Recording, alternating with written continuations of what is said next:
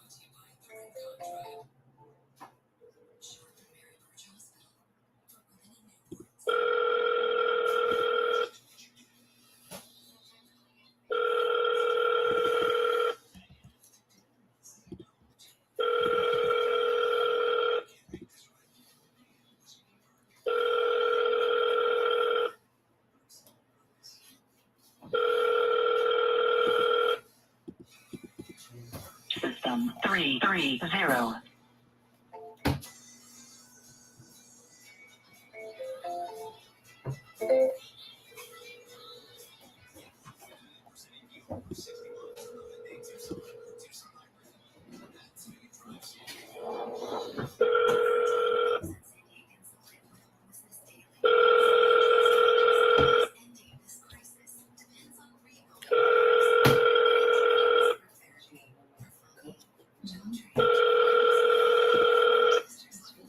System 33050.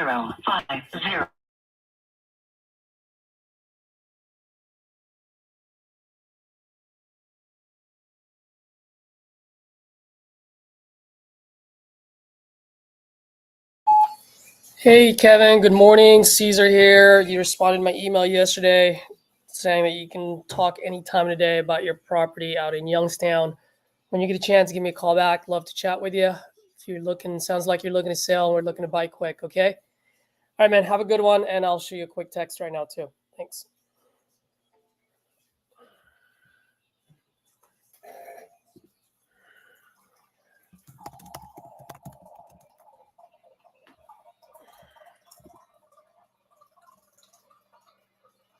Oh, shoot.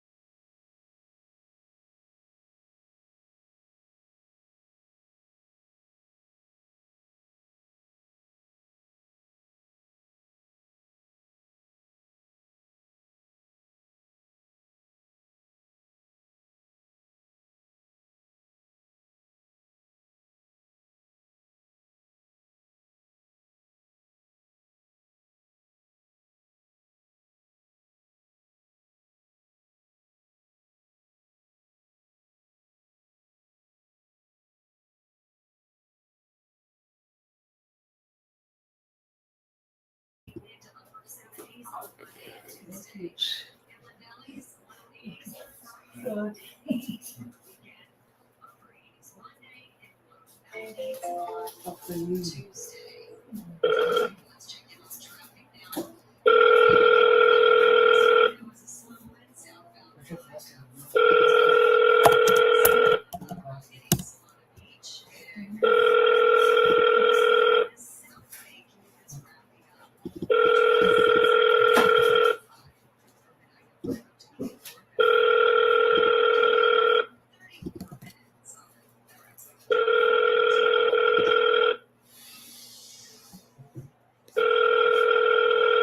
trying to reach is not available. At the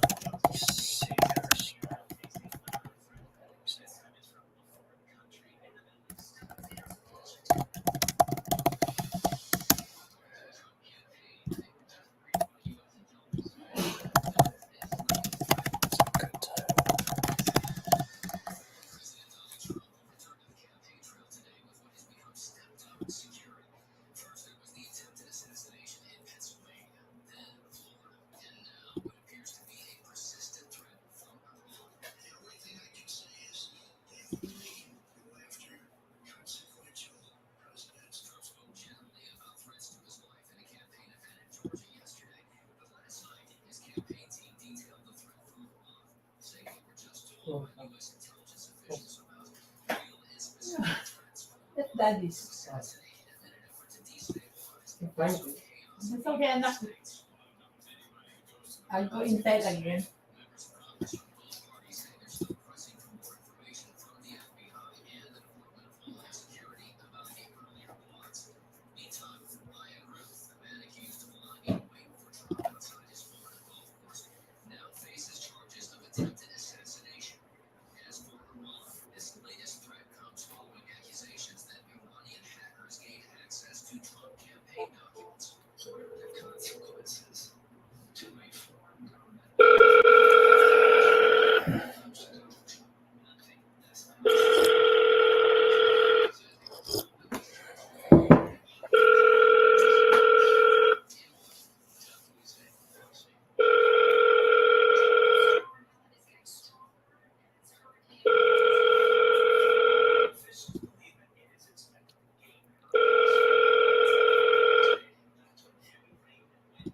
You have reached Ophelia Claus Smith.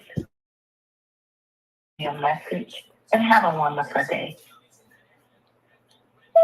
Hi, Miss Yelsenia. Good morning. It's Caesar. Hope all is well. Just want to follow up with you on our call the other night. See if your husband is looking to sell still. So when you get a chance, give me a call back. When you get this, I'll shoot you a quick text as well. Thanks. Bye-bye.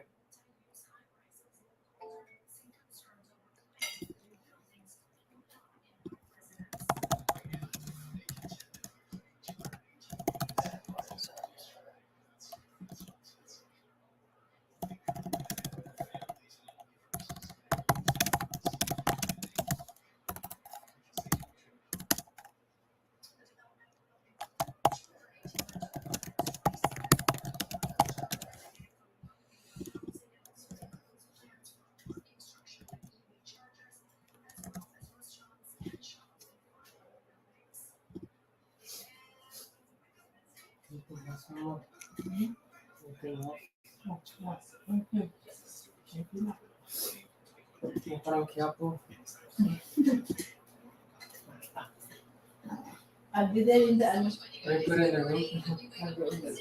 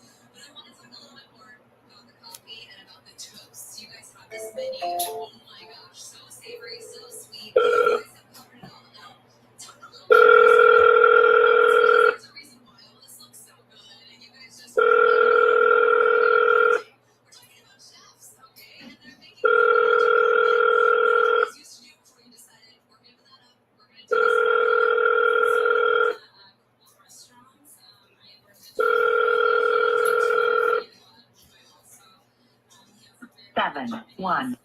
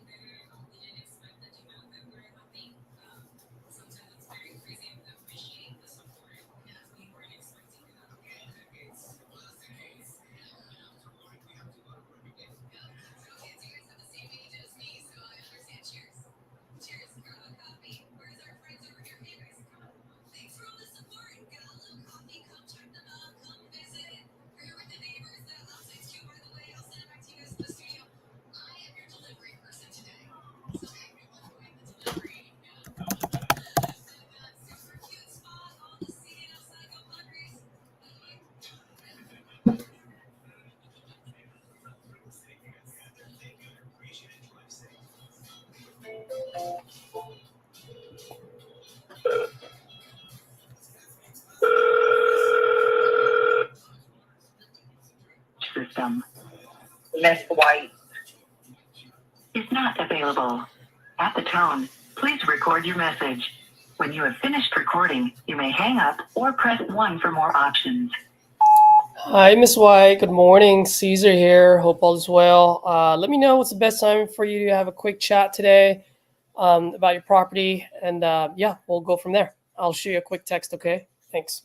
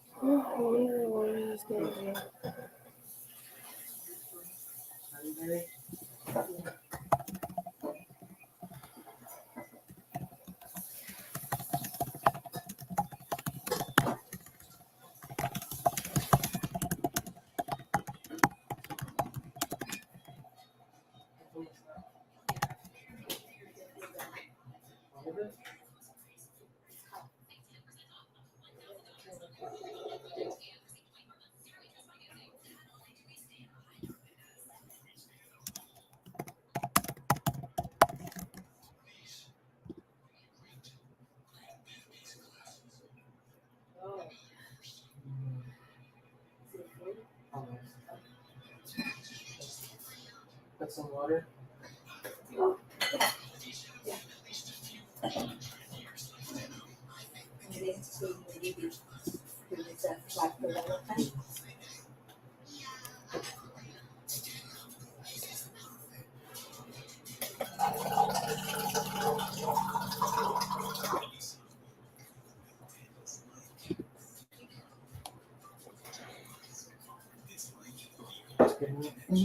Oh, yes. Perfect.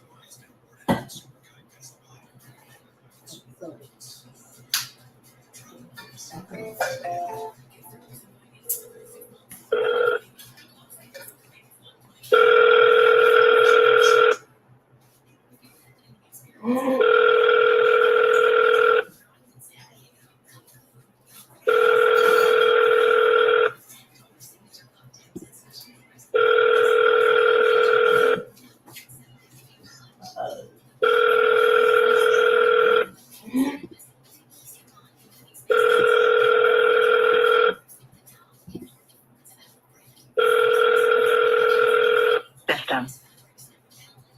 Maria R. is not available. At the tone, please record your message. When you've finished recording, you may hang up or press 1 for more options. To leave a callback number, press 5. Hey Maria, good morning. Caesar here. Hope all is well. It's been a while since we chatted. How's Florida? When you get a chance, give me a call back. Appreciate it. Thanks. Bye.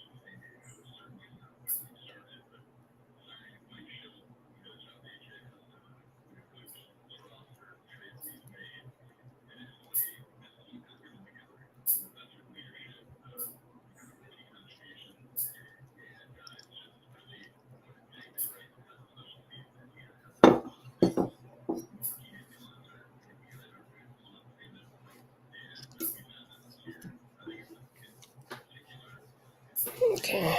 Let's see. Who's Anna?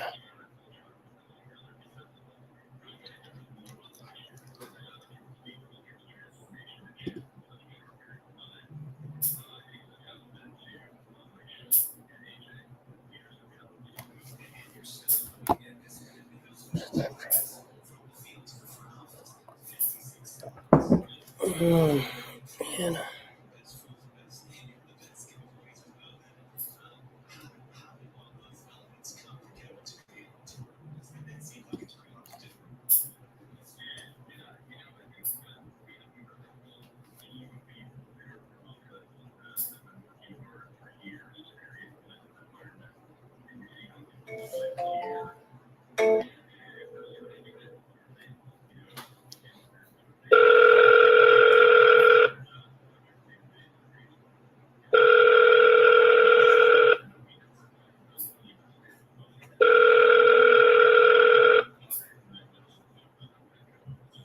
Hello.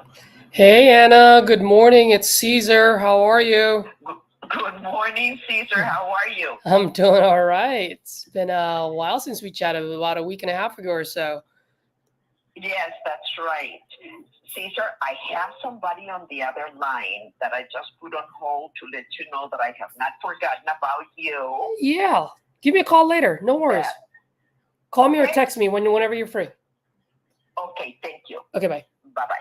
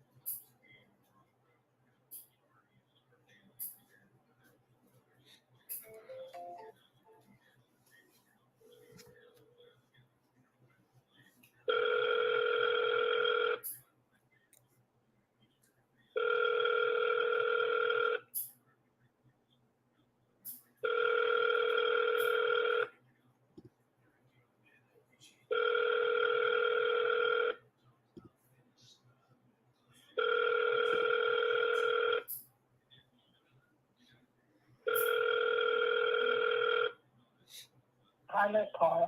I'm sorry that I cannot take your phone.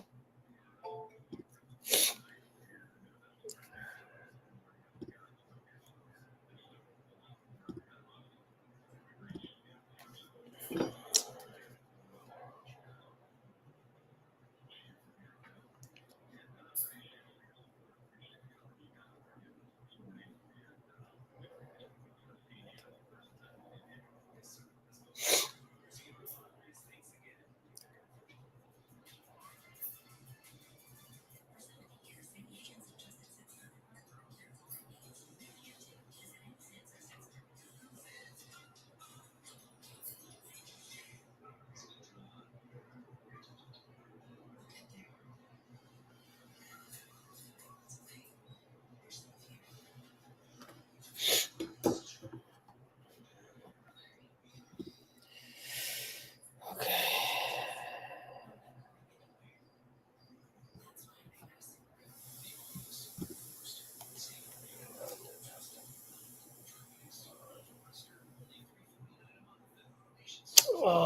This one.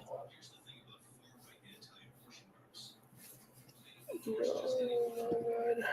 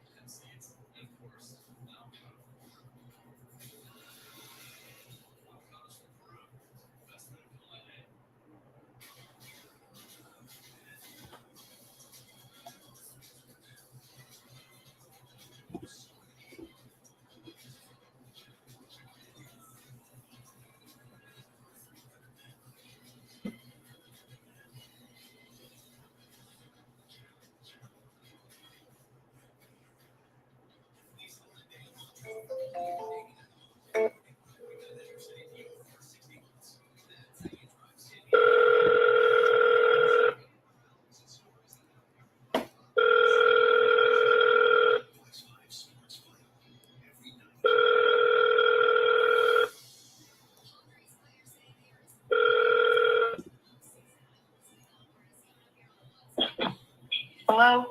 Hi, Christy. Good morning. It's Caesar. How are you? I'm all right. How are you? Oh, I'm doing all right. I'm doing all right. Yeah, just wanted to touch base with you because I know we spoke about a week and a half ago, and then I never just got a chance to get back to you. We were texting each other, and I noticed that your property's still up on Zillow, right? Mm-hmm. Any luck since we last spoke? By any chance with like any other buyers? Still the Nope. same, huh? Yep. Yeah, I've been thinking about you since we last talked, just because of some of the things that you mentioned, with your current conditions, and you want to make sure that your kids are okay. You know what I mean? Mm-hmm.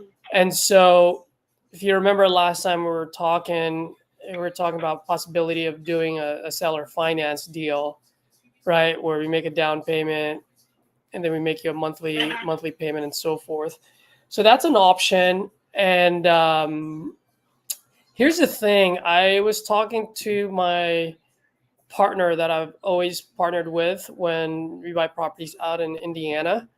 And he's actually the one that I absolutely trust on that end.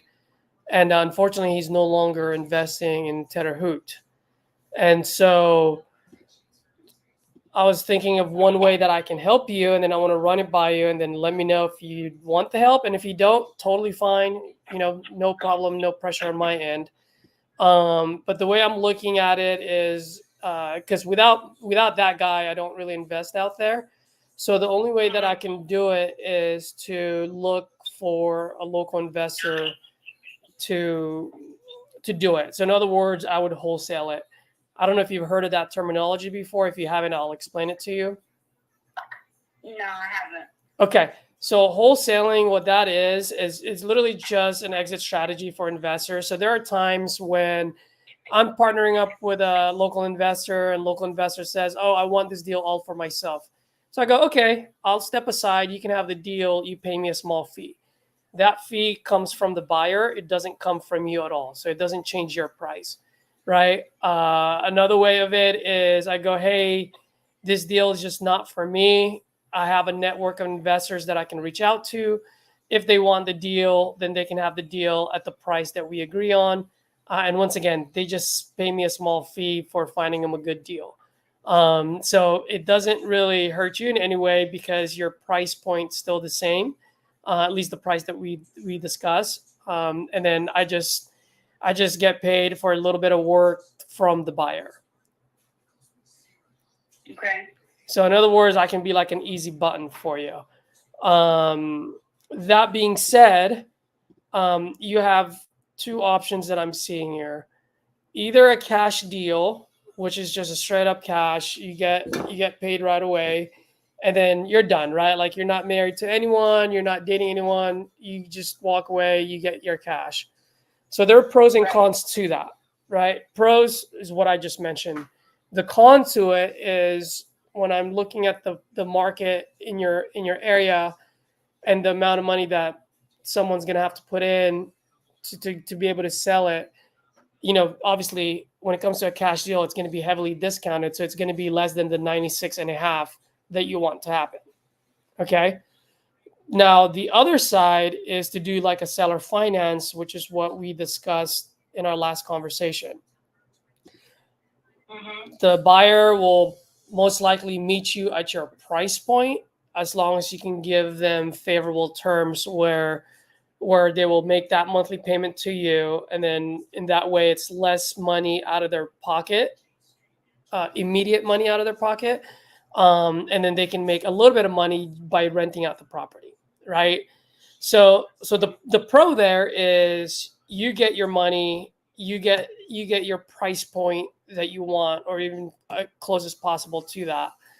The con side to it, and this is just me being, I always say I'm human first versus an investor. So I just want to be upfront and honest with you, is when it comes to seller finance, if that buyer stops making the payment, the good thing for you is you can foreclose on them, right? Because you're the bank. You can say, "Oh, you missed the payment. That property's mine again." So all those months that they've been paying, you've been collecting.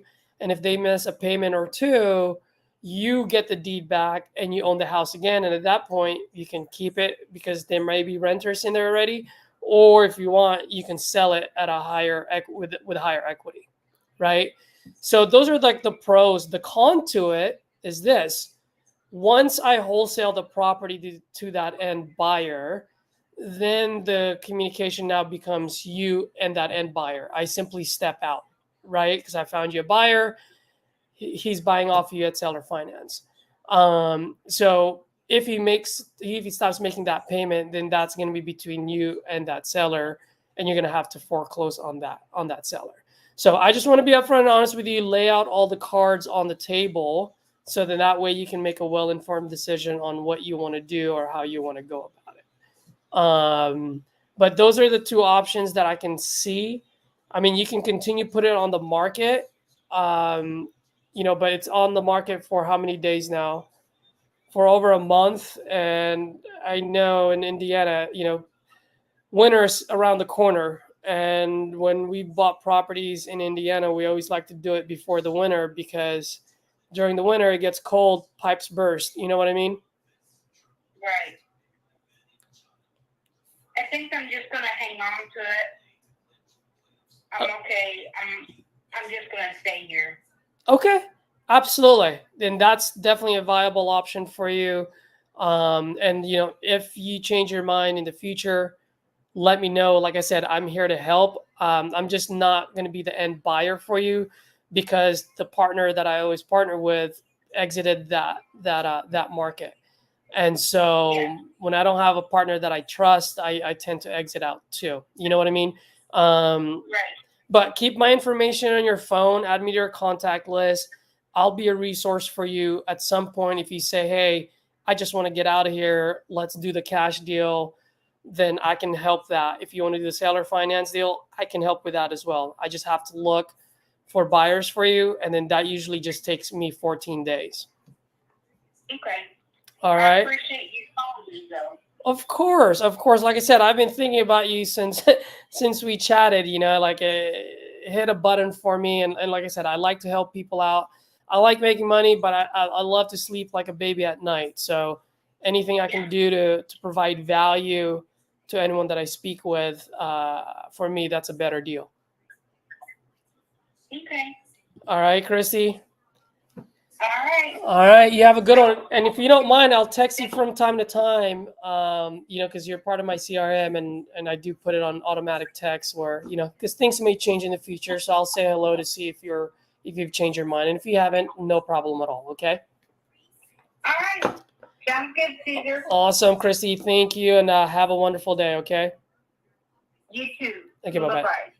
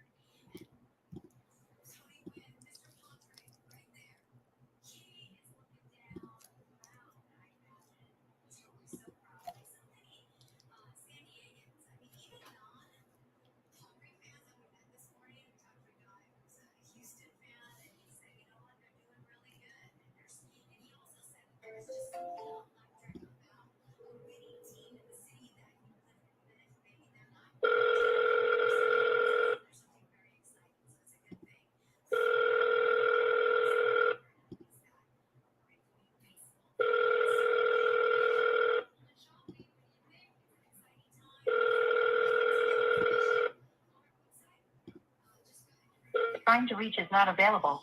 At the tone, please record your message.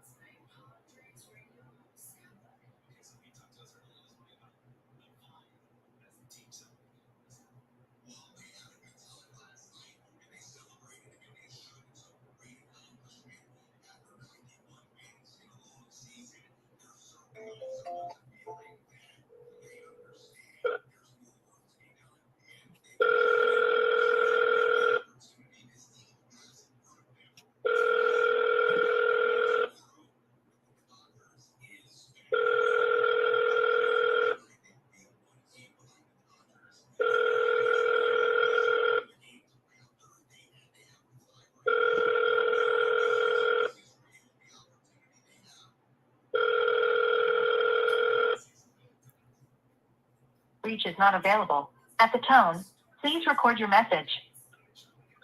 Hello. Hey, Cantrell. Hi. Hey, good morning. Oh my gosh, are you still experiencing COVID or?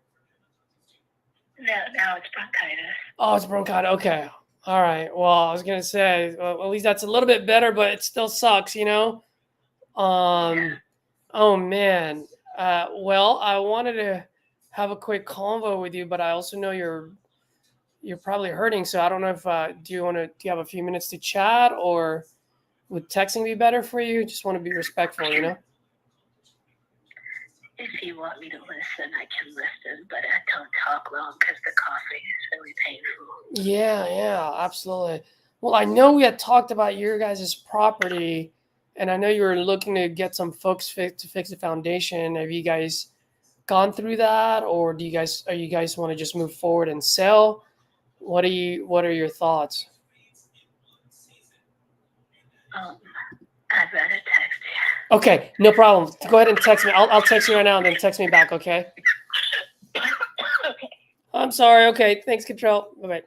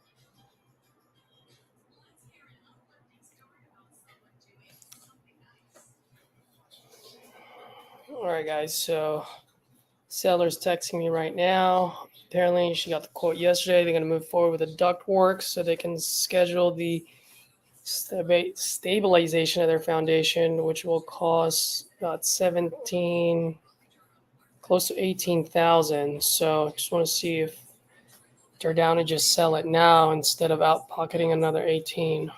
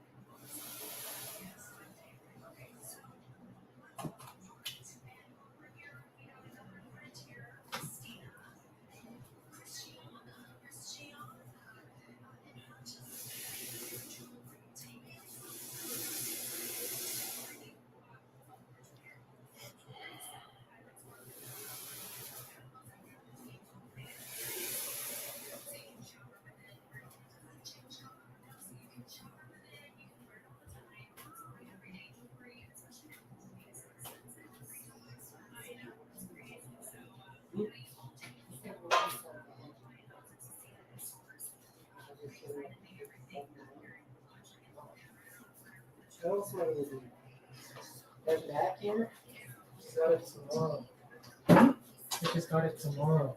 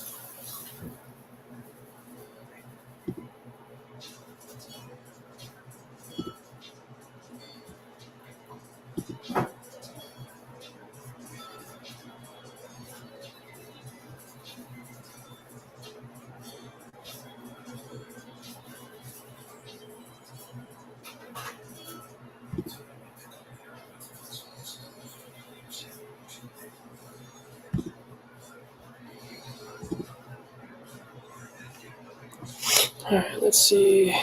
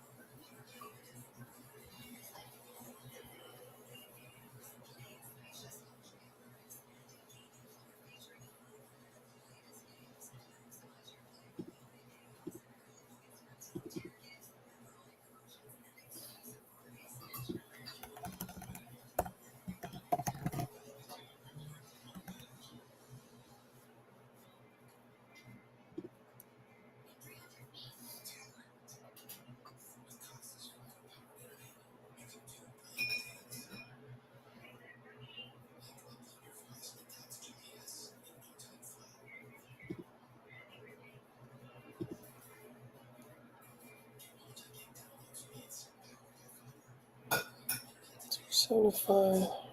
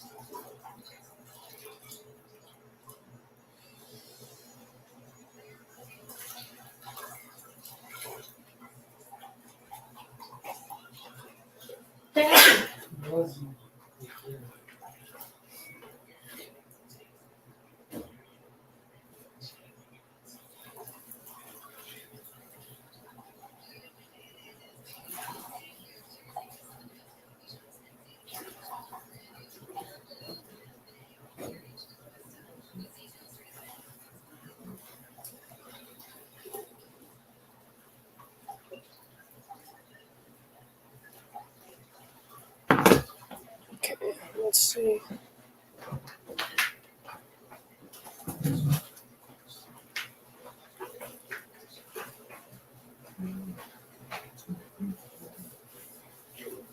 Press 1 to be connected with the listing agent. This call may be recorded.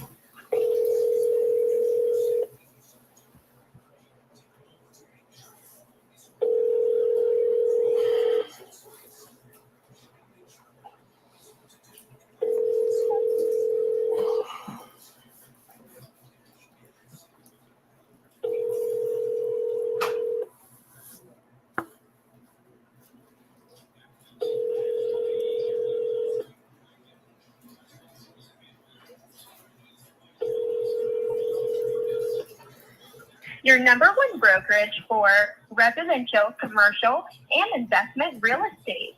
Please leave me your name, number, and a detailed message on how we can best serve you.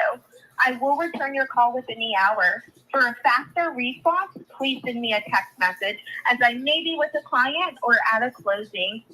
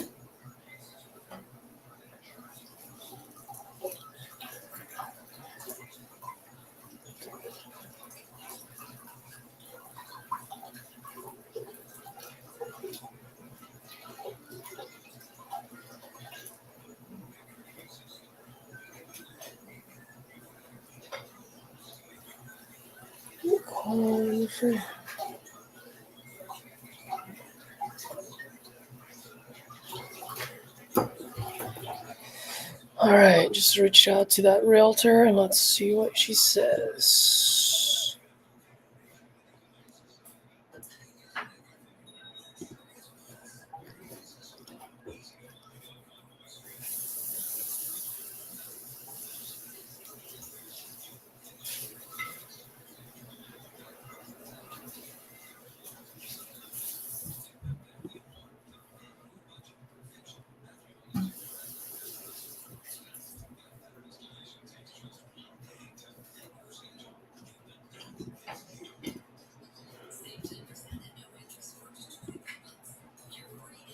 Who's this guy?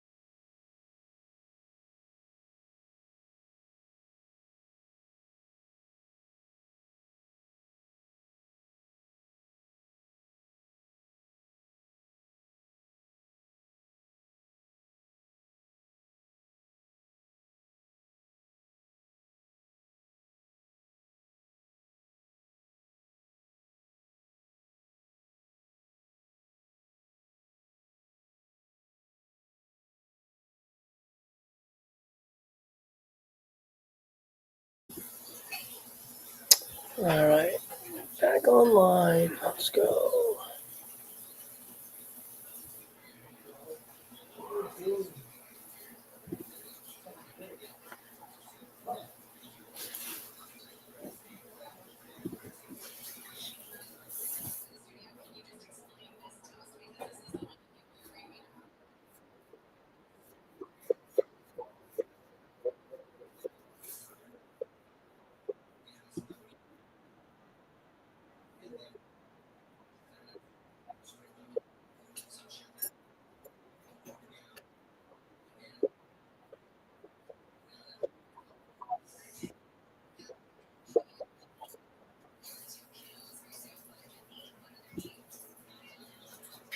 Let's give David a call.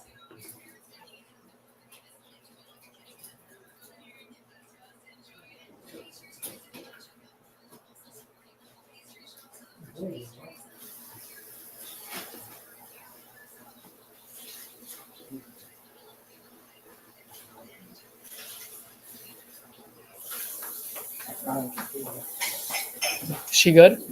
Huh? She's good? She's just checking that thing.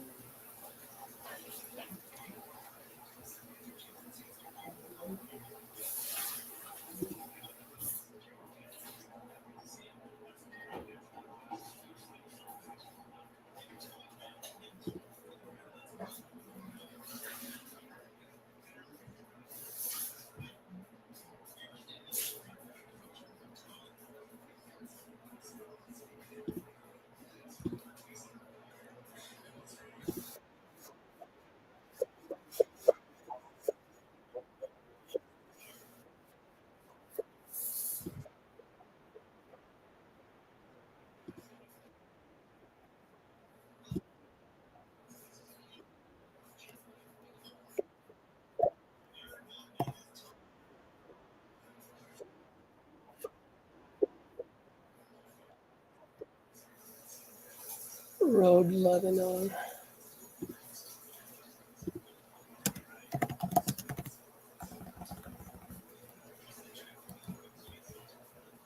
Oh my gosh, what is this?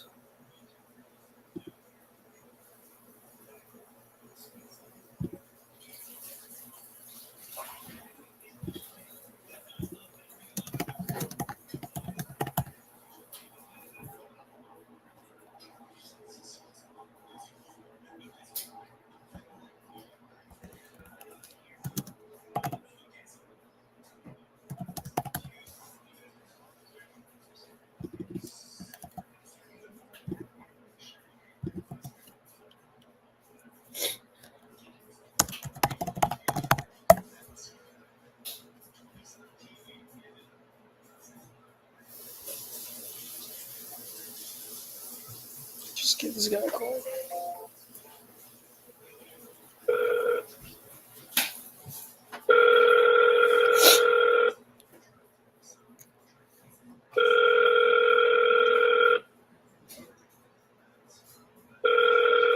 Oh my gosh, look at that, Justin. I'm so hungry now. Gosh, that looks so good. Where is that? That's the best barbecue place in town, right?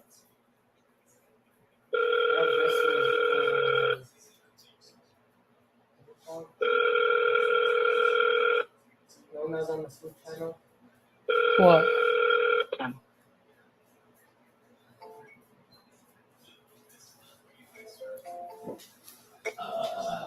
What was the barbecue spot that was on the food channel? What was the barbecue spot that was on the food channel? Barbecue spot. And the guy feared System oh, that's all. is not available. At the tone, please record your message. When you've finished recording, you may hang up or press 1 for more options. To leave a callback number, press 5. Hey, David. Good afternoon. Caesar here with Allied Property Group. I noticed you left us a message over the weekend. I was actually out of town. And so I just wanted to touch base with you, see if you're still looking to sell your property out in Missouri. More than happy to chat with you. Give me a call when you get this, okay? I'll shoot you a text as well. Thanks.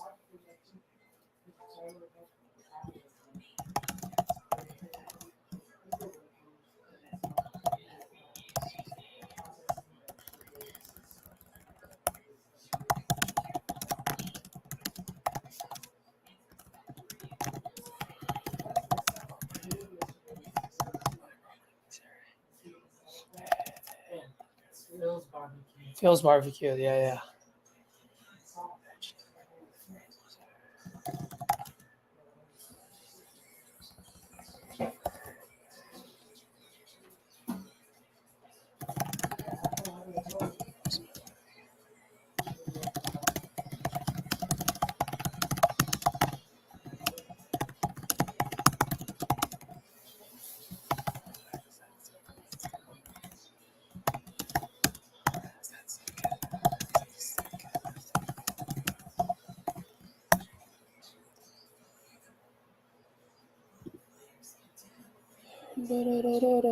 Bum, bum, bum, bum.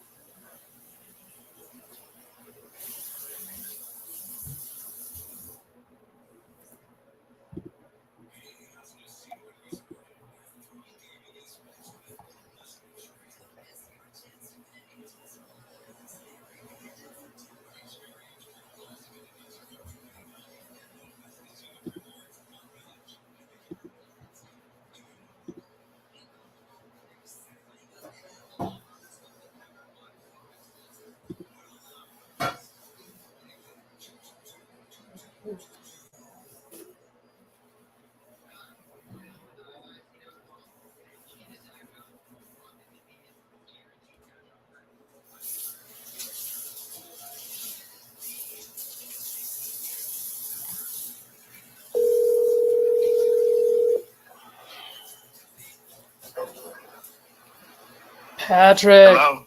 Patrick. Hey. Good morning, buddy. How you doing? I'm doing good. How are you? Doing all right, man. Doing all right. By the way, I'm calling you, and you're on live right now. Oh, nice. Okay. I sent you a text yesterday, I think, or maybe Facebook message. I forgot what it was. But if you want to go for it for those two properties, you can get it under contract. Just want to see how you wanted to go about it. I can send you mine, or Yeah, I think for these, what I was going to reach out to you this morning. I think I could put together the contract. Actually, go ahead and send me your contract. okay. Go and send me your contract because I'm thinking for these. We talked yesterday to where we'll just try to get it on the contract for a price, and then we could JV on whatever profit we can get versus trying to get commission. Correct? Yep. And then Okay. question for you: are we going to be able to have access to the properties so when people want to do a walkthrough? Yes. So for Montana, I mean that one's vacant. Perfect. The 4-unit on Foothill is tenant occupied, but we can get it scheduled. Got it. Okay, and you're the one that's going to have. Yes, I have direct contact with the tenants as well to get everything set up. Okay. All right. Cool. So send me your contract, and then because I was going to ask you, I basically wanted to know, obviously your company name, who the signer is. Do you guys have an escrow that you use, title company? No, not really. What we like to do is we always like to just give the end buyer the option to choose their own title company. You know what I mean? Since they're paying for all the closing costs. So it's just a common courtesy that we do. But if you have an escrow company that you want to use, that's totally fine. We can always change that later if need be. How does that necessarily work? So let's just say we get in the contract and it takes you, 10 days to get an end buyer. So we don't open escrow for 10 days. Yeah. So what we do is we just once the end buyer goes, okay, yeah, we're good to go. Then we get them to deposit the EMD, and then we open title right away. No, I understand what you're saying. Yeah. What I'm asking is, for approaching the sellers and the seller agent, I need to tell them that we're not going to open escrow right away. Yeah, we can do it that way. Or like I said, if you want to open escrow, we can always open escrow with the ones that you want to use. I'm okay either way. That's all I'm saying. Okay, yeah, I'm just making sure because I mean, I think we'll probably be good with that on Foothill, Montana. You know, they're gonna wanna, once you get in contract, probably open escrow. Yeah, whatever's easiest. So, If we need to open okay. escrow, we'll open escrow, and then we can always change it later if we need to. But yeah, that's no problem. Okay, and then also, do you guys you set up your contracts to pay title and escrow fees? Yeah, that'll be buyer will pay all of that. Buyer will pay all of that, and what about transfer taxes? So when it comes to taxes, it will just be prorated. So anything up to for 2024 up to the closing date, seller will be responsible for anything. That's property taxes. So yeah, so that's pretty standard for the property taxes. Yeah. I'm talking about the transfer taxes. So California, they have the county. Some cities have transfer taxes to transfer the property. Oh, that's right. So Yeah. that's like a closing cost. So you guys kind of set up to take care of that as well. Buyer pays that. Yeah, I'm pretty sure that would be. Yeah, I mean, if we have to renegotiate that, we can renegotiate that. But yeah, it can go for buyer. Okay, perfect. Yeah, so send me over your contract, and let's go with that. Let's use that. And then we'll go from there. Okay. I do need send the email to you. Well, actually, I can get their information, the seller's information online, and I'll just put it on there as for them to sign. I mean, if it's easier, I can write it up. I just need to know because you just gave me all the information I need. I just really need to know your company name and who's the name of the signer, who's gonna sign. Yeah. I can sign on that. And I can write it up. So you'll be the signer and your email. Yeah, I'll be an email. Yeah. The DocuSign to your email. Yep. You can do that. Okay. Well, text me over the company name, or is it going to be under your name? No, it'll be under the company name. Okay. Okay, cool. I'll go ahead and do that right now. Company name, and I can take care of it. Yeah, take care of it, and then I'll read it over, and then we'll just work from there. All right, perfect. All right, brother. Have a good one. You too. Talk to you soon. Bye.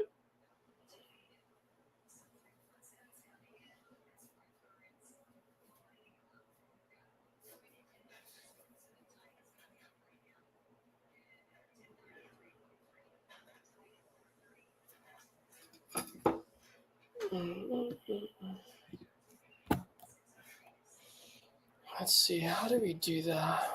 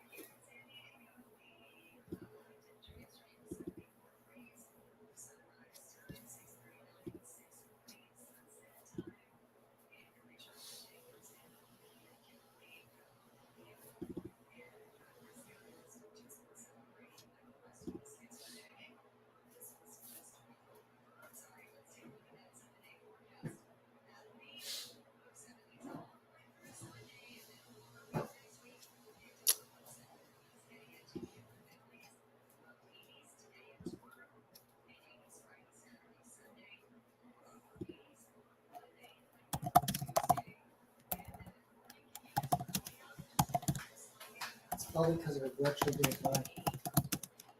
It's 180. Why was it too high? Hmm? What did she eat? Mm-hmm. Well, in the morning it's supposed to be high. That's like That the high though? not that high. That's super high. What did she eat last night or this morning? This morning, I don't know. It doesn't know. She just ate her usual coffee and bread and butter, guys.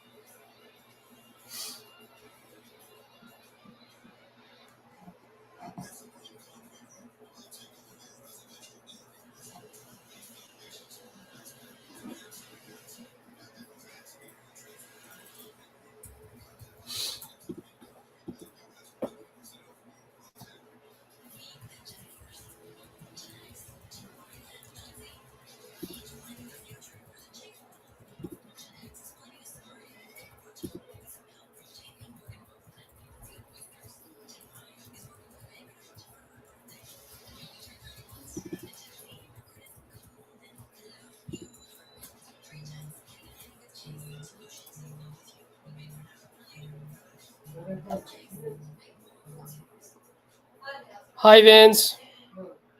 Is this Caesar? Yes, it is. How are you, man? Yes. Chris there. How you doing? I'm doing good. How was the doctor's appointment? Everything good? Yeah, I think so. Wonderful, wonderful. Just a regular checkup, I guess. Actually, it's for my wife. Oh, it's for your wife. Okay. I'm waiting for her, and she's in the procedure. But go ahead. Yeah, absolutely. So I read over the contract, which is fine because we definitely use the Trek as well. Just a couple of things that I do want to mention and just just refresh your memory or kind of go over what we discussed for this particular deal. And I've talked to my business partners as well on this. For this particular deal, because of the development side, right? We would have to partner with a developer on this in order for this to be a deal for us as well. So a couple of things. One, on the first section where it has Allied Advantage Property Group, we're going to have to put Allied Advantage Property Group or its assignee.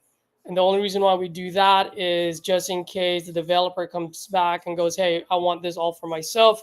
We want to be able to assign that contract over to that developer and continue the sale. Doesn't hurt you in any way, shape, or form, right? Because if they decide that they want it for themselves, then they buy us out of it, and it's out of their pocket, not out of yours. So that's one. That's fine. Okay. The second thing is because we will partner with this on this deal regarding the EMD, we will do the EMD once we have the partner. Because like I said, if we don't find a partner on this, it just won't be a deal for us because we're not developers ourselves. So to open escrow, just to be able to do a title search, I mean, we'll open it with $10, $100 just to open the escrow. But once a developer comes in, then I'll have that developer type, put in the EMD of 2,000 that you want. So in that way, you're protected. Okay. All righty. So how long will it take y'all to determine whether you have a partner? Yeah, usually I like to move quick on this. So what's today? Today's the 25th. If we can do, let's say, if we could do like a closing date on it on the 15th. But if we start on this today, probably by the 8th, anywhere between the 4th and the 8th, I would know whether whether we've got movements or not. You know what I mean? Like, I don't need the full amount. I mean, if we've got movements and we're negotiating, we're working, then I'm going to be like, hey, we've got movements, we've got good activity. If I'm hearing crickets or, I'm not getting enough traction, I mean, the last thing I want to do is hold you up. You know what I mean? And I don't want to waste too much time either. So probably between the 4th and the 7th, between the 4th and the 8th, I would know, I'd be able to give you a concrete answer on it. Like, hey, we got something, or, hey, man, we might as well just rip the contract in half now. You know what I mean? Okay, understand. Okay. Alrighty. No, what title company did you want to go with, Stuart? Since I have a title report, or yeah, we can do that. I always like to just have the developer give them the choice, just because they're the ones that's going to be paying all the closing costs. But for now, we can always use your title company. We can always change it. You know what I mean? okay, that'd be good. So that would be fine. And then, Okay. I'm sorry. Go ahead. No, go ahead. Go ahead. No. That was it. Alrighty. Let's see now. Okay, well, let me finalize something and get you something later today. I'm not sure when I'll be home to finalize it, but I'll get something to you today. Yeah, and then there was one other thing. There's one other thing that my business partner just mentioned to me, and I apologize, I forgot about it until I was just looking at my notes.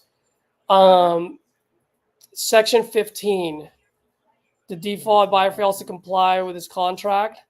Because we are going to be like I said, like between now and the 15th, we're going to be looking for an end buyer on this, right? So because the way we're running it, we're going to delete that section, because you don't want us to come back to you, or for you to come back to us going, hey, you guys didn't perform by the 15th, when fully knowing that, hey, the only way that we'll make this deal is if we find an end buyer with us.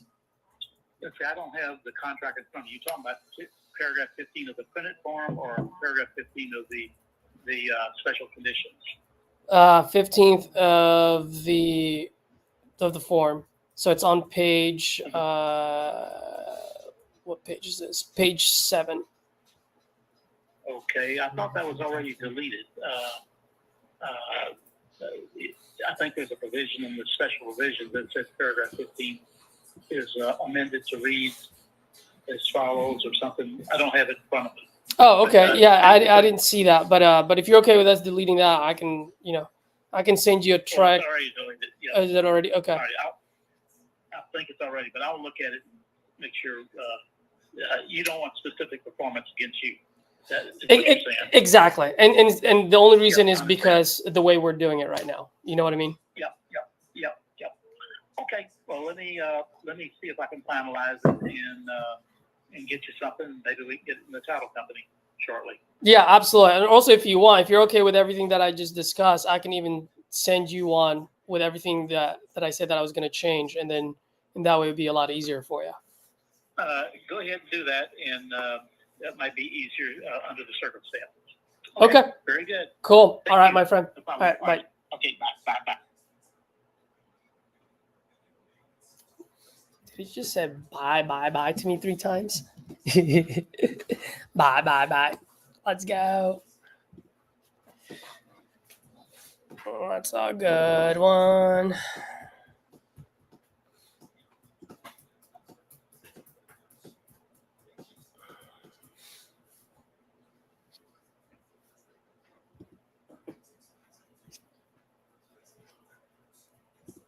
Let's go. Let's go.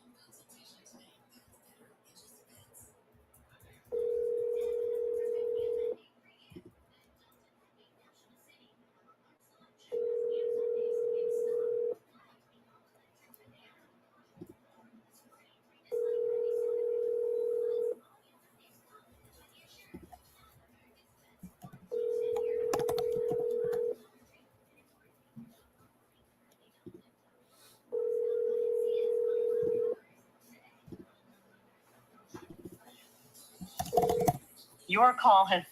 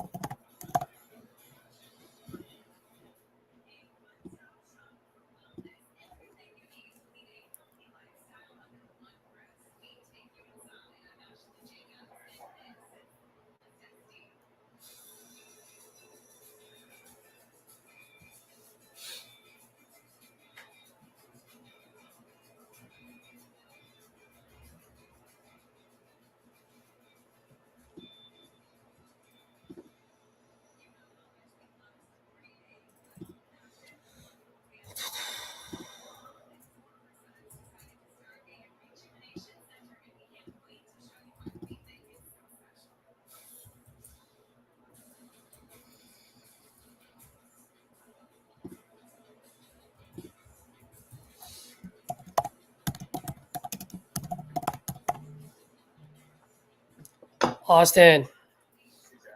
Hey, bud. I just realized that I found one of the ones that we have that's already pre-filled out. So I see it now. It says or assigns. For the track? For the track, yeah. Yeah. And the only thing is that paragraph 15. Yeah. So the paragraph 15. So then now I'm gonna. I just can't believe this guy won't do it. So on our section, we still have paragraph 15, the default, right? If buyer fails to comply. So we need to cross that out and initial it. Oh, just put a strike through on it? Yeah. Mm-hmm. And then have me initial and him initial it? Yeah. Mm-hmm. Okay. Where is the strike through here? Fuck. It's it might be in DocuSign.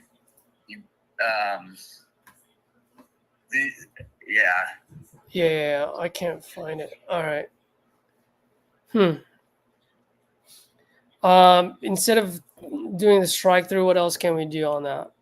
The other thing, you could put like a box next to it that says both parties agree to remove paragraph 15. Okay. Yeah. Maybe I'll just do that. And then signature in each. Yeah, cool. And then initial on both. Yeah. Okay, cool. I'll just do that. Make it easier. All right, brother. Yeah. Okay, bye. All right. See ya.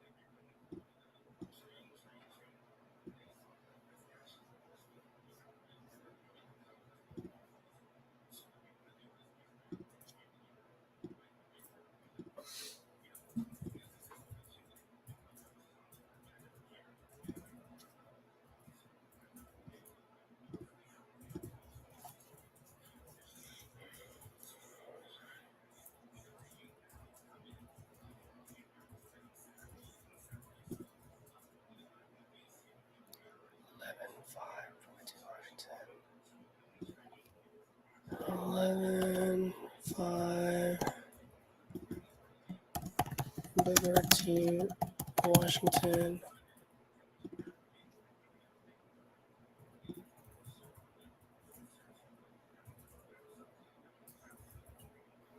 County of Harris.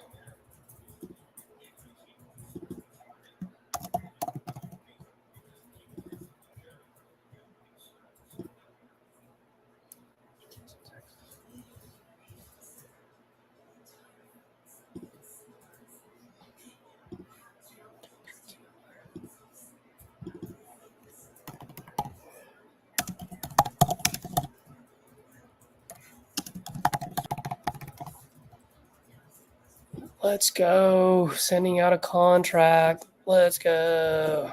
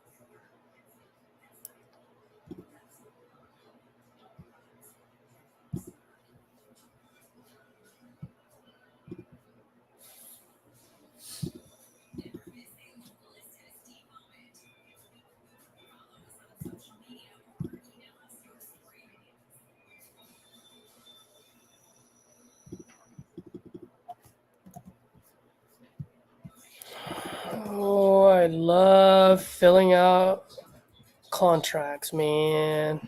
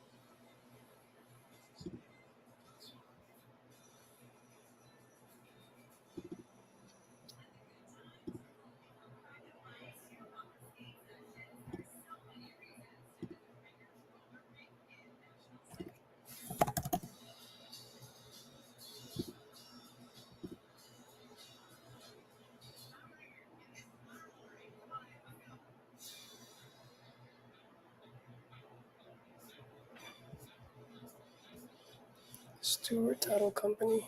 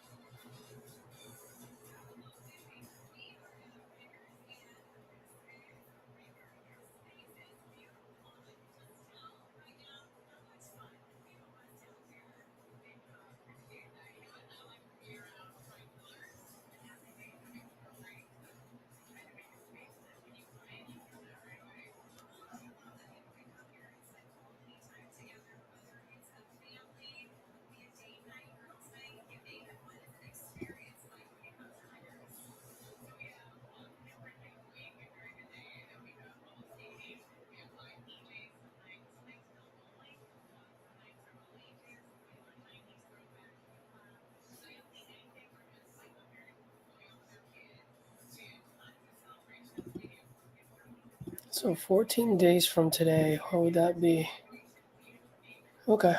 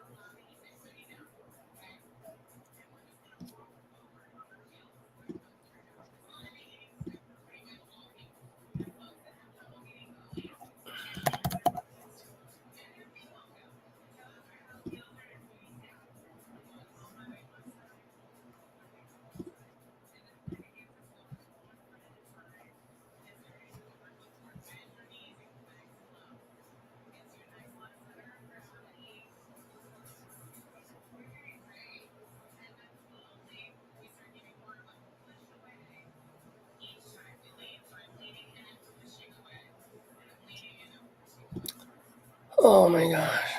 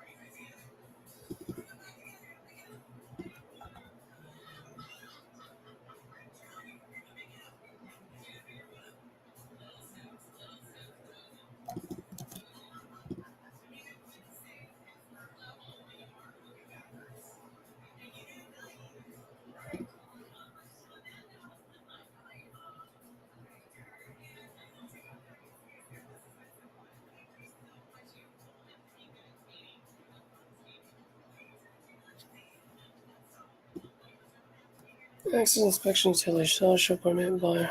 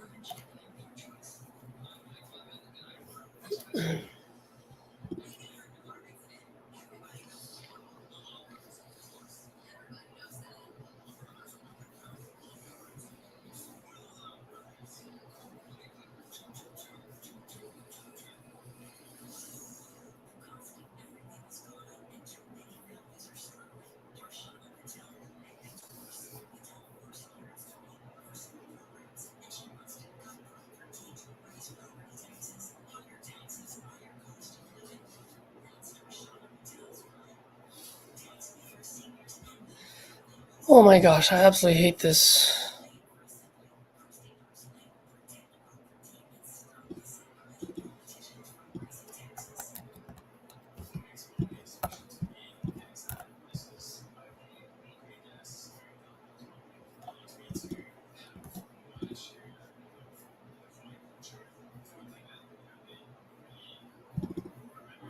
Today is the 25th.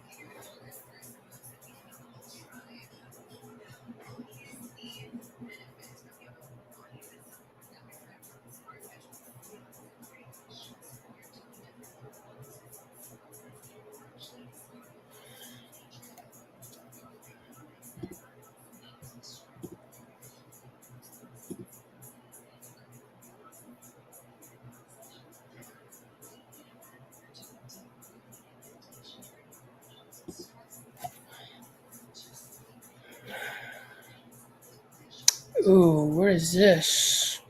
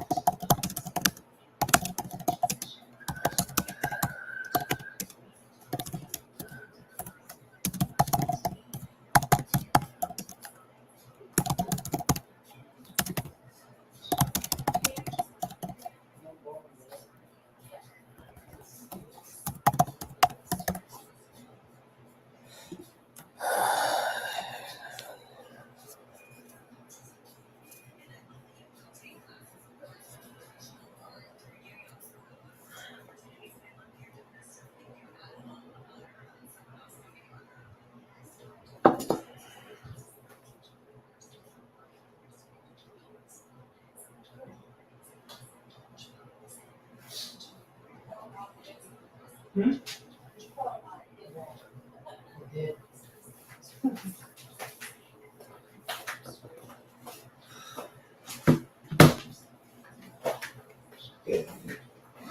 are you feeling now? Better?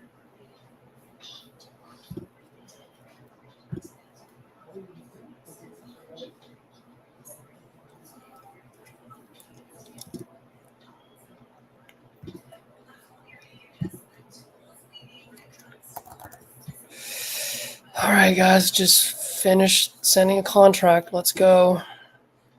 I know I was quiet there for a while, but sometimes you got to take time to send the contract.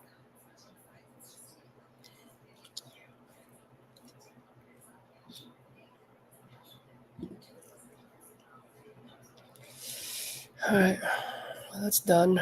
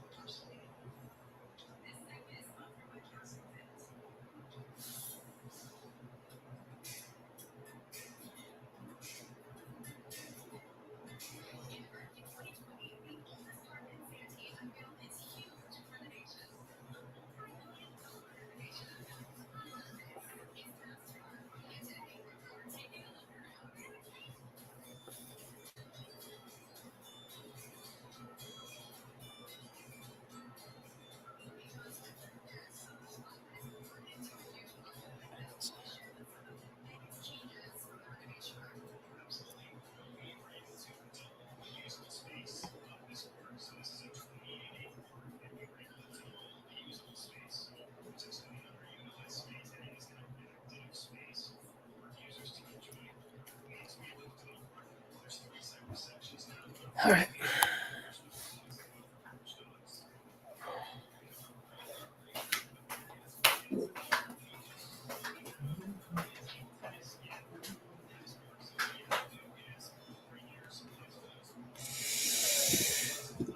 Let's go.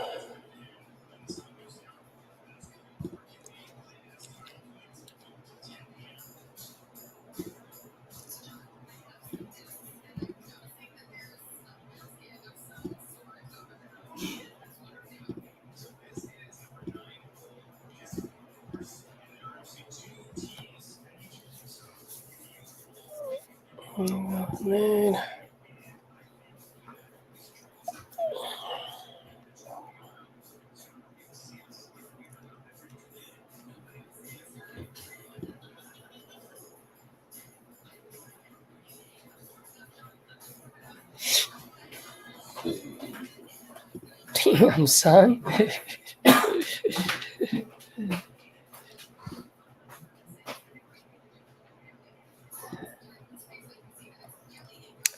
All right. Let's go.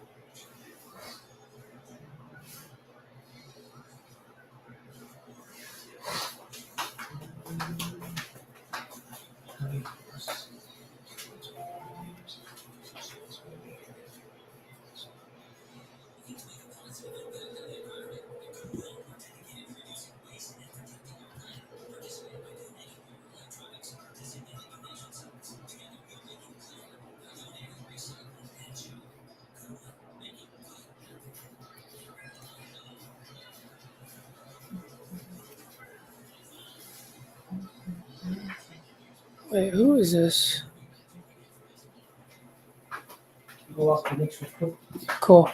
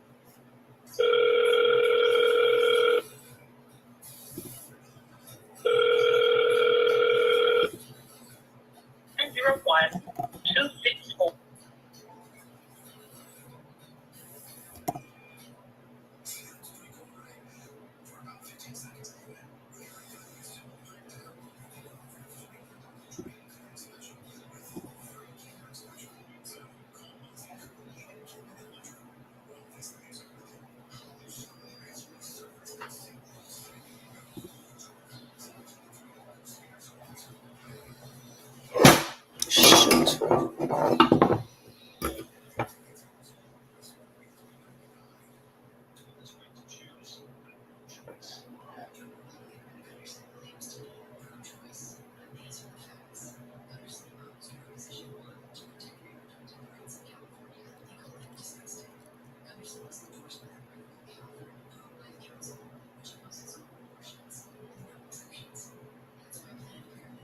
Oh, I forgot about this.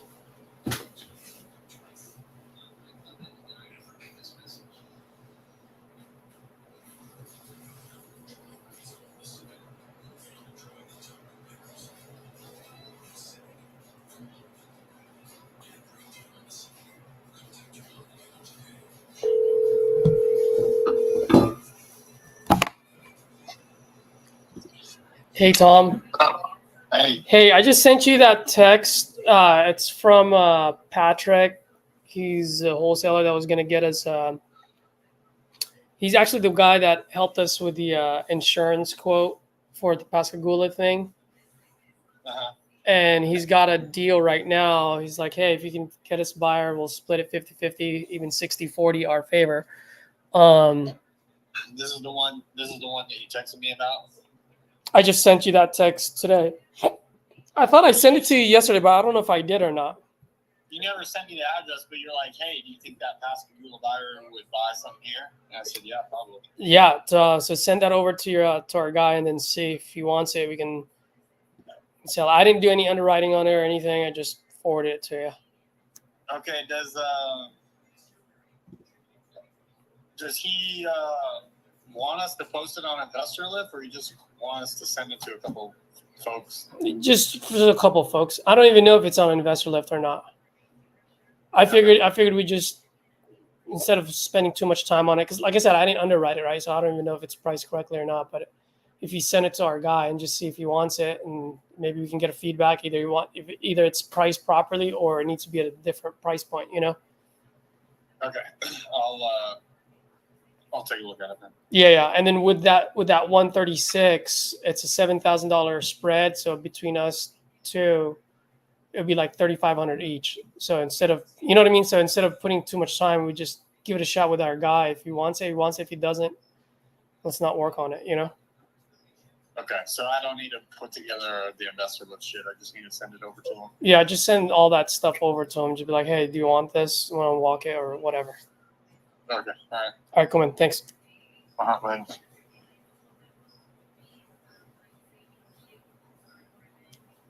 All right, hot lead. Let's go. We got something.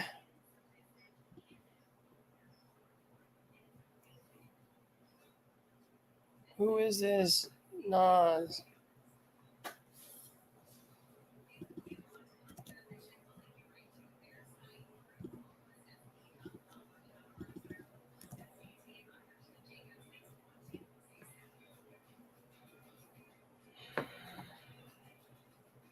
Oh no. What is going on in here?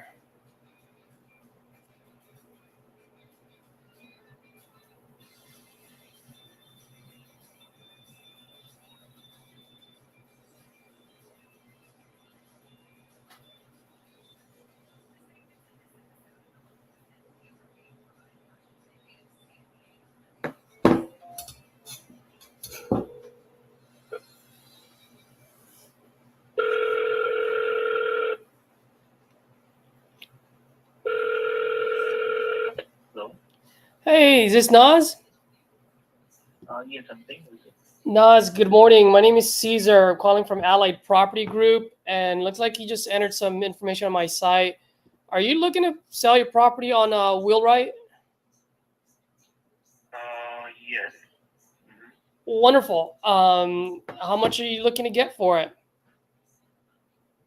I want to actually get 500,000. 500,000. Okay. Yeah. Can you tell me a little bit about what you got going on over there? Yeah, I mean, it's like a brand new house actually. Okay, so we closed it in 2023 only. Okay, and I mean, the house is like still like in a like pretty new shape and everything, right?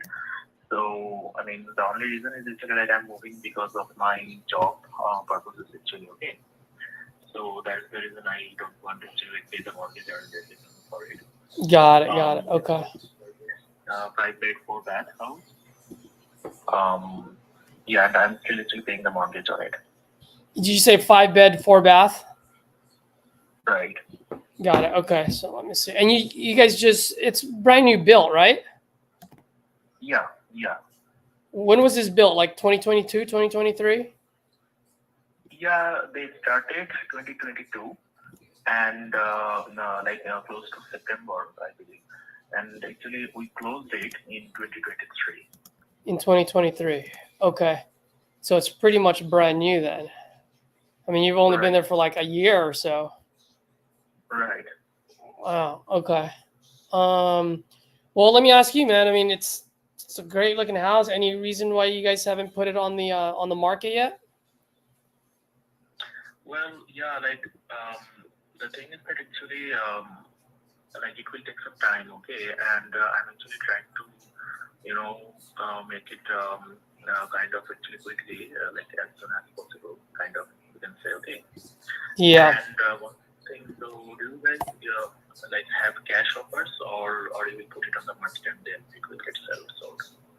Yeah, so we do cash offers. I mean, we are investors, so obviously we would like to get it at a discount, right? Because at the end of the day, there's got to be some meat on the bone for us to make some type of profit. I mean, we're not trying to get rich off of one deal, but it has to make sense, And it just sounds like from your situation, sounds like your best bet would either, put it on the market so that way someone can pay the maximum value for it.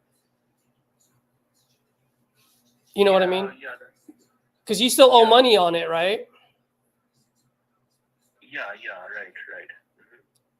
If you don't mind me asking, how much do you owe on it? Yeah, so I still owe on it actually 449,000. 449,000. Okay. And you got a pretty good rate on it, right? Like 6% or something. Yeah, 6%, right? Got it. Okay. Okay. Let me see, because I'm looking at some of the properties in the area. Now, as far as that area, is there any HOA, any restrictions to like rent it out, anything like that at all?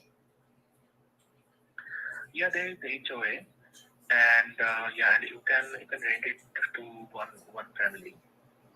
One person or one family. Like it does not matter like how many people in that family, but yeah, you can rent it to one person or like to the whole family for 1 year. Got it. Can you do short-term rentals there, or is it going to be like long-term rentals? Do you know if there's any restriction if it has to be like a 1-year lease? You know what I mean? Like some places have those type of restrictions. Yeah, right. I mean, I know that 1 year lease works here. I know that, right? Uh-huh. So do you like that is a short term or a long term? Yeah, so 1 year is more of a long term. Short term would be more like 6 months, 3 months. Well, that's midterm, and then short term would be like Airbnb. You know what I mean? Got it. Yeah. So I'm not exactly sure about actually the 6 month works. I may find out actually. But I know that 1 year works here. Yeah, okay. And is it hardwood floors, carpeted? Hardwood floor. Hardwood floors, yeah. Yeah, man. I mean, I would love to help you out, Naz, but I mean, if I were in your shoes, I wouldn't sell to me. You know what I mean? Because the reason being is because in order for it to make sense on our end, I would probably have to come in below than how much you owe. And I don't want to do that to you. You know what I mean? Like, why would you sell it to me for less than what you owe? Right? Because then you'd be paying money out of your pocket just to sell your house. Yeah, but yeah, like I'm not the right buyer for you. I think the best would be to put it on the market and see what you can get out of it. Okay, got it. Okay, yeah, sure. Okay, so let me check this out and so thanks for your input. Okay. Yeah. Well, let me ask you a question. Hello? There's actually, I just thought of it right now while you were saying something.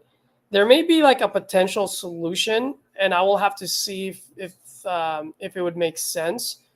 But have you ever heard of Novation by any chance? Okay, can you repeat one more time? Have you heard the terminology Novation? No, actually. Okay. So Novation, essentially what it does is that instead of you working with a realtor, right, we'll take care of all of it for you. So we'll actually put it on the market. We'll do, if we need to do staging, we'll do the staging. Paying the realtor, we'll pay the realtor. So that doesn't come out of your pocket, right? So nothing comes out of your pocket. And what it is that we agree on a price point that makes sense for you. And then obviously it has to make sense on our end because we're paying all the fees. And then essentially you get paid when we end up selling the property. That would be the only potential solution that I can see happening here, where I can be the easy button for you. You know what I mean? So instead of you having to deal with the realtors and all the other stuff, we'll take care of all of that. And then all you have to do is just collect the check once it sells. Okay, got it. Okay, yeah. Yeah. Okay. So maybe like I can call you like after a few hours, like to talk about this in detail. Yeah, absolutely. Because I have one it's coming up in a few minutes. Okay. You have what? So no, like I have just like one another like meeting actually like for my office. Oh, yeah, for sure, man. Yeah, give me a call back. Let's talk. But yeah, that would be the only solution that I think that where I can be an easy button for you. That's all. So give me a call back. If I don't hear back from you, I'll call you back later today. Cool? Yeah, sure. And what is your name? Say it again. Yeah, my name is Caesar. Oh, to Caesar, right? You got it. Just like the pizza or the palace, whatever puts a smile on your face. Yeah.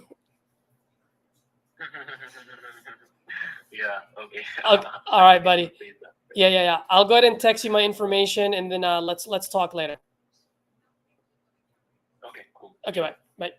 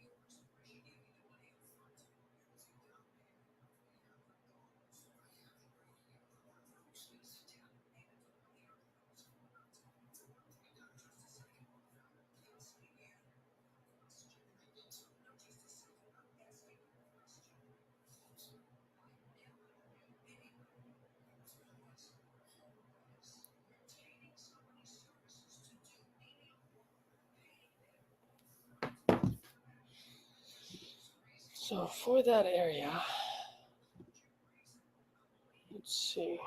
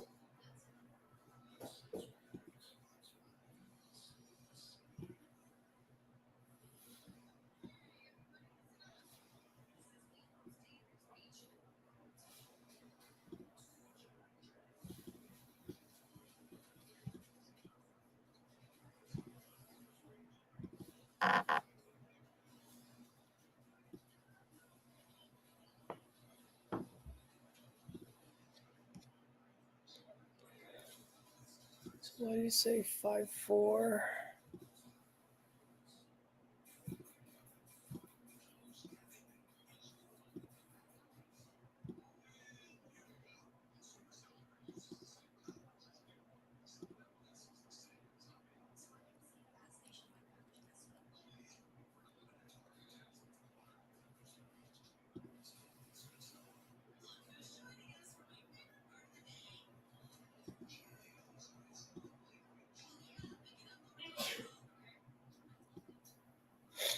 Yeah, this is not going to work actually, even if it's a novation.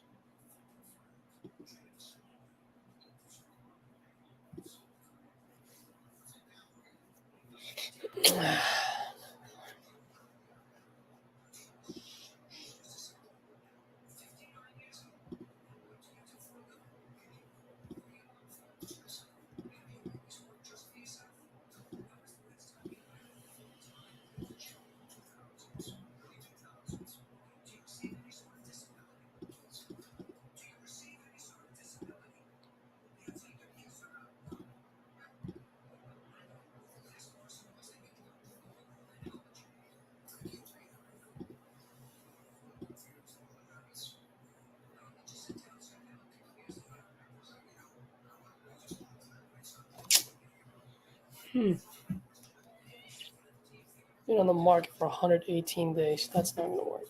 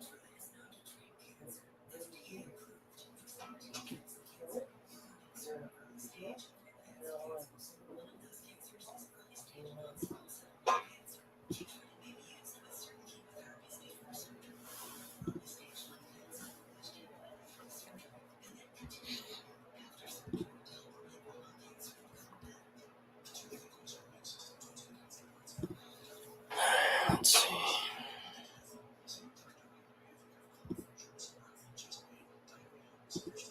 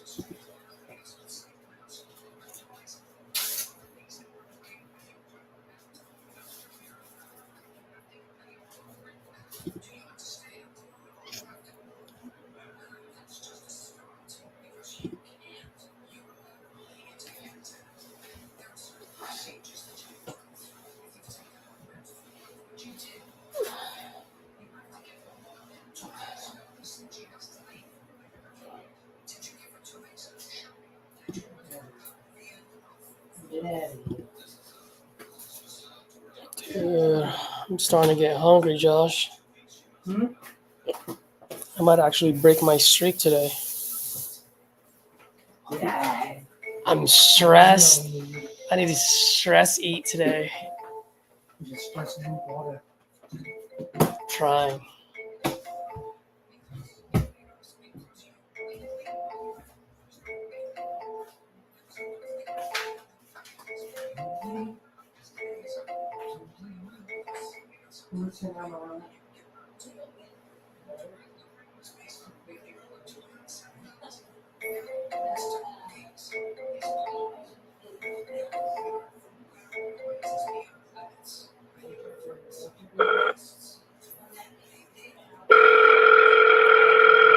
Please leave your message for 2102. Hey, Mark. Morning. Caesar here. Just want to see if you're still looking to sell your property on Morning Creek. When you get a chance, give me a call back. I noticed that I got a call from you yesterday, late afternoon. Apologize, I didn't get that. I was out to dinner with my family, actually. So when you get a chance, give me a call back. Love to chat with you, or shoot me a text. Let me know the best time to give you a call, and we can go from there, okay? Thanks. Bye.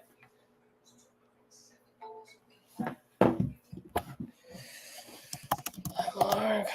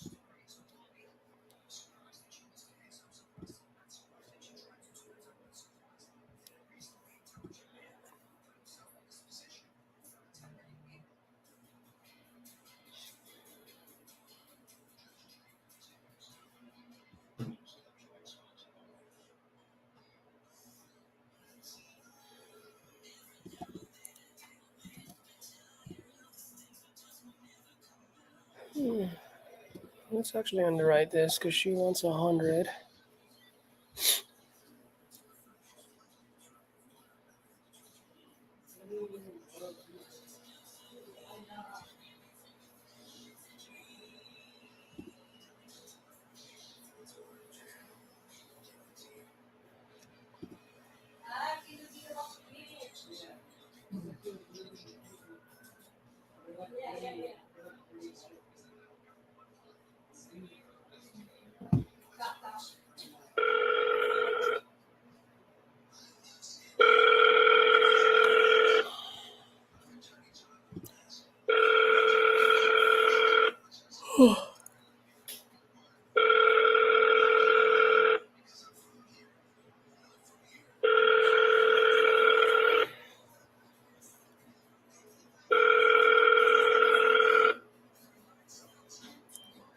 System. Karen, at the tone, please record your message. When you have finished recording, you may hang up or press 1 for more options. Hi, Karen. Caesar here. Hope all is well. Just want to see if you're still looking to sell your property on Alaska Street. We're looking to add one more property in Dayton by the end of the month. So let me know if you're still looking to sell. If you are, we're looking to buy. And if not, totally cool as well. But please let me know, so that way I know how to proceed, okay? Thank you, Karen. Appreciate it. Bye-bye.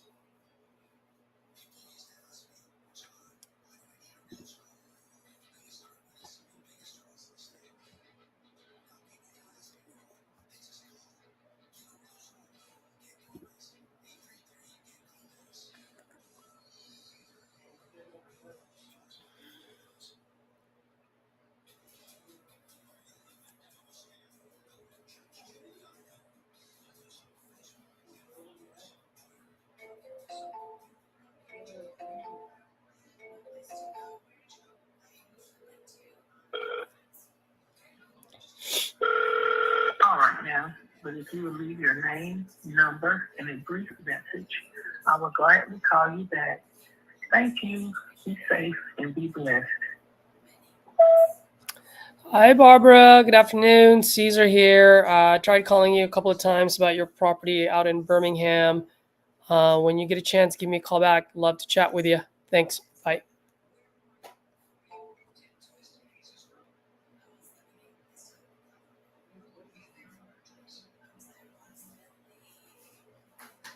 Someone out there?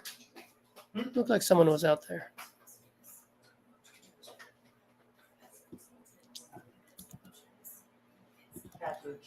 Oh.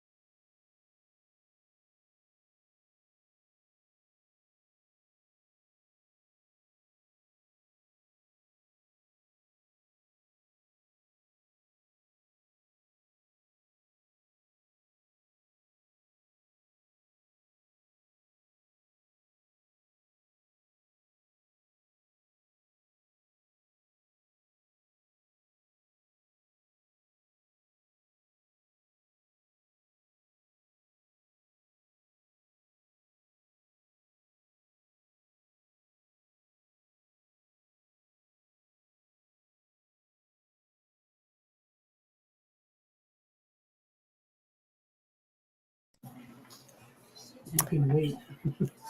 I know it's only 5 more hours or 6 more hours, but Might as well wait. although when I do get into like a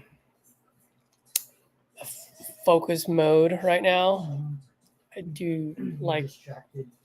to eat a little bit, Or you like snack.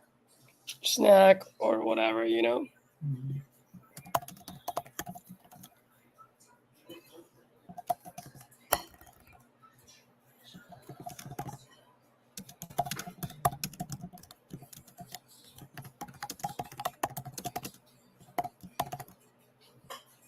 Dude, I want to get into like a good conversation where you can listen too. See, I want to get in a good conversation where you can listen, so you can see what I'm doing. Like when you're like a client, professional client. Yeah.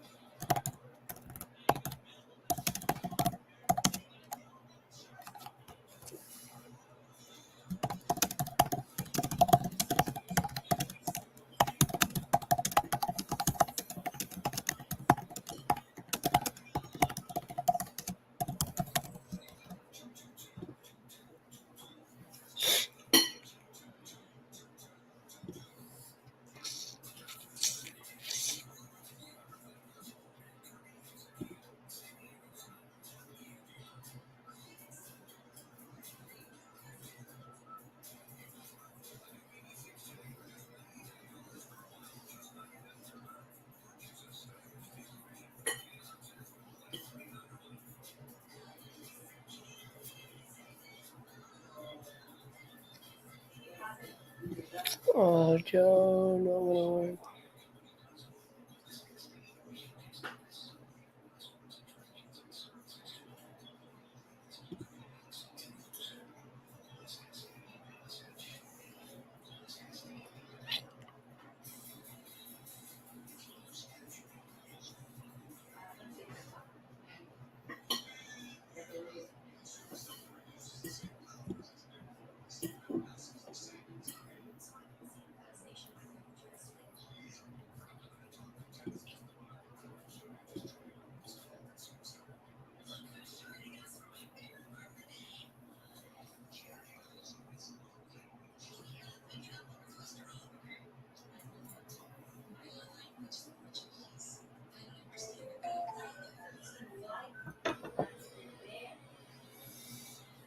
Answer the phone right now.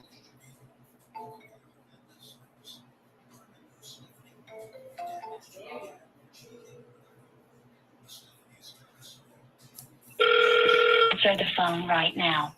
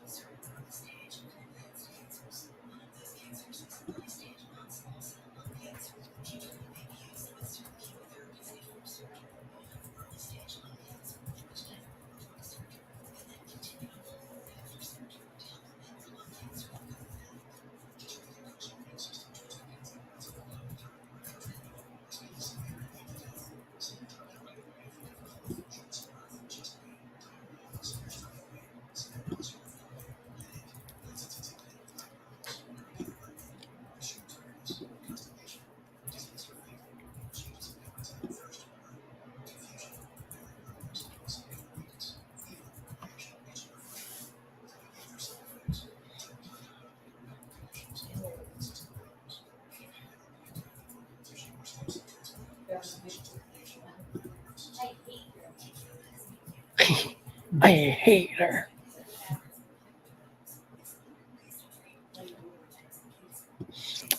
Vicky Johnson.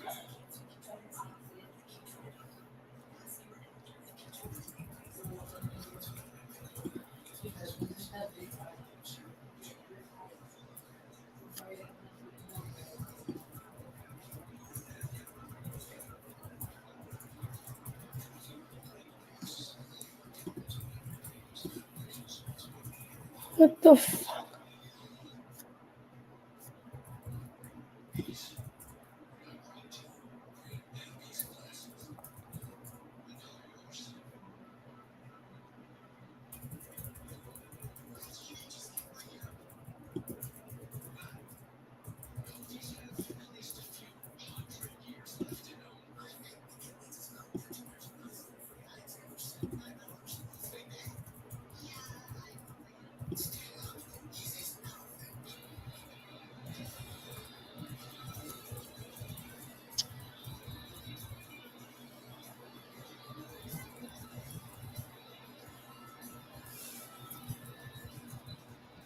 Oh my gosh, what's going on in here?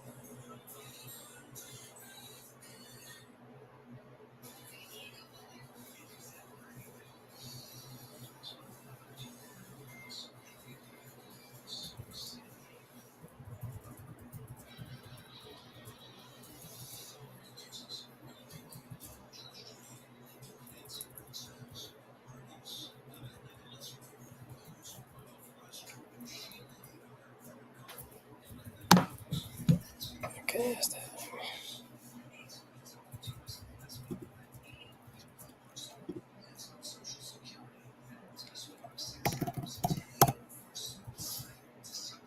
Let's see what Stephanie said.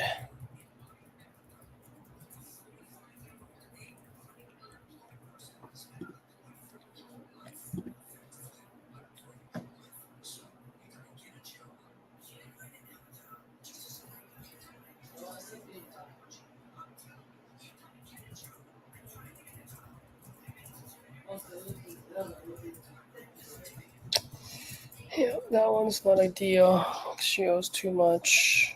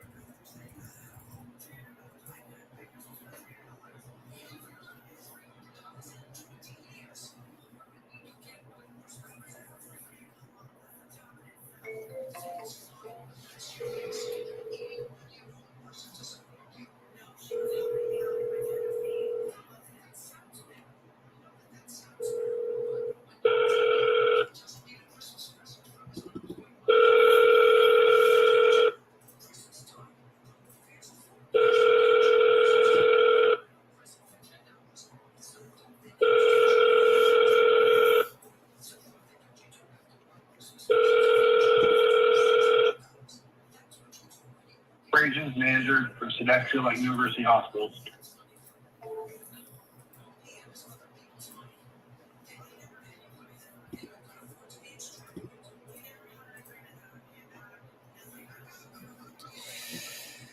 Hi, Brandon.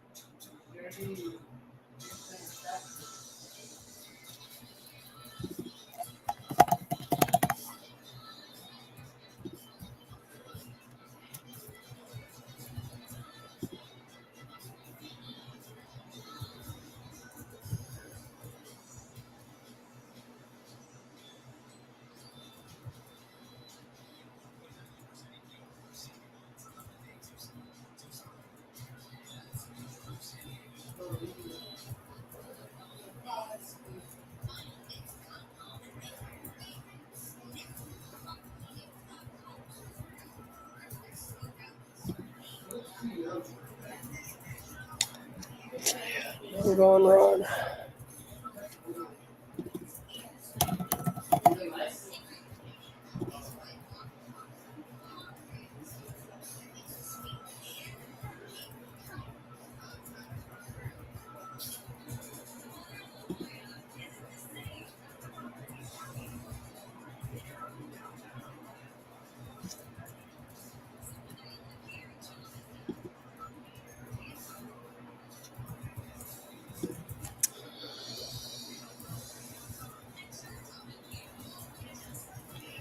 Philip McCammon.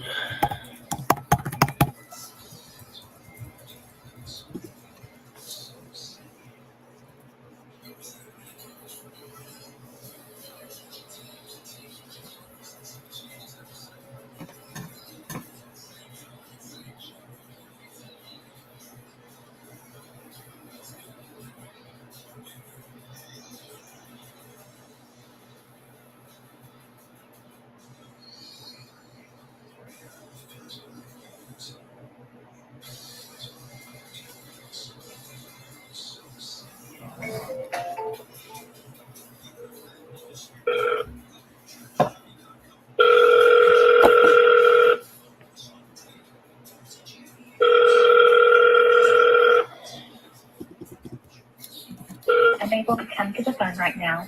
Please leave a message.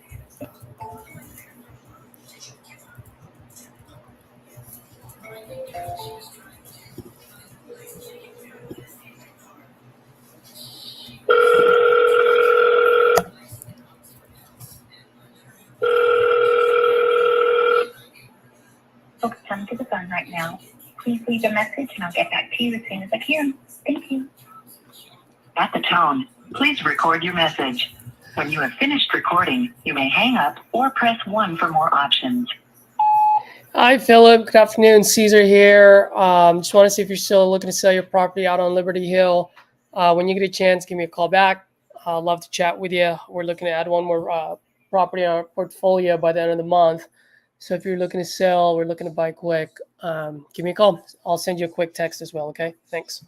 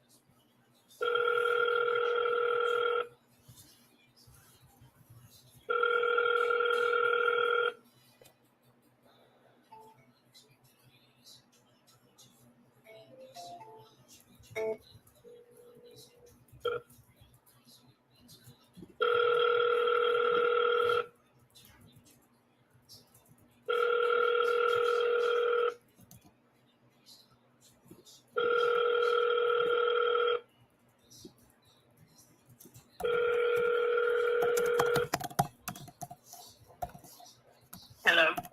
Yes, hello. Is this Carolyn? Yes. Hey, Carolyn. Good afternoon. My name is Caesar from Allied Property Group, and you had entered some information on our site earlier this month. Are you still looking to sell your property on Unity Road by any chance? Yes, but my niece is listing it for me. Oh, are you guys putting it on the market? Wait, did you just hang up on me? Or did I hang up on her? I might have hung up on her.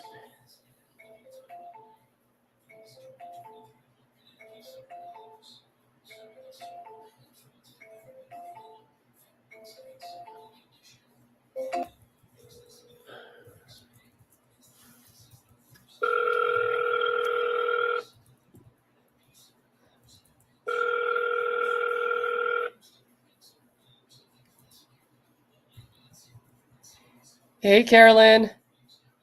Yes. Yes, sorry, I might have accidentally hung up on you. So you said you're going to put it on the market with your niece?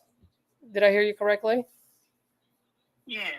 My niece is putting it on the market. Oh, wonderful. She's a realtor? Yes. Oh, wonderful. Well, that's great news. Well, just in case things change or if the market doesn't pan out, just to let you know, feel free to add me to your contact list. I am an investor, so if you ever go the off-market route, I can pay cash. We usually close within 14 days, and it will buy the property as is, and we'll pay all the closing costs. So you don't have to write a check just to sell your house.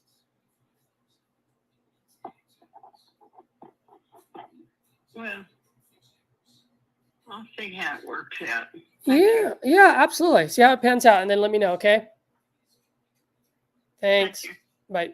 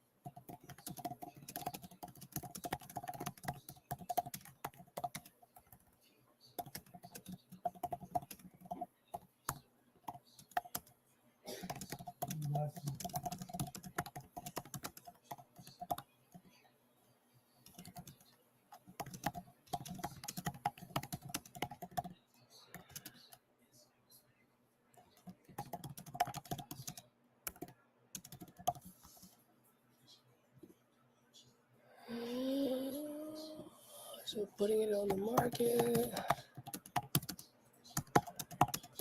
Touch base in 30 days.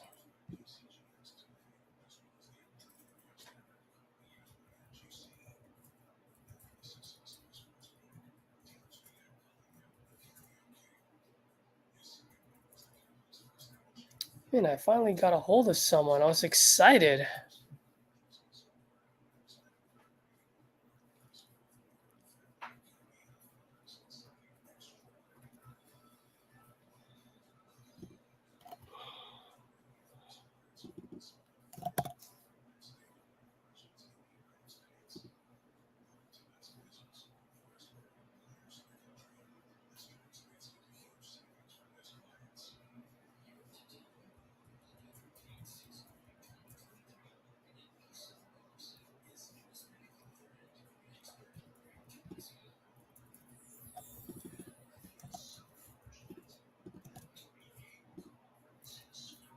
Give her a call, so I'm just calling her back.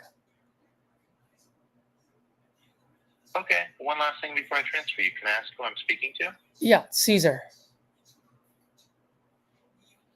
Okay, let me try to get the person you're trying to reach on the line. Thank you.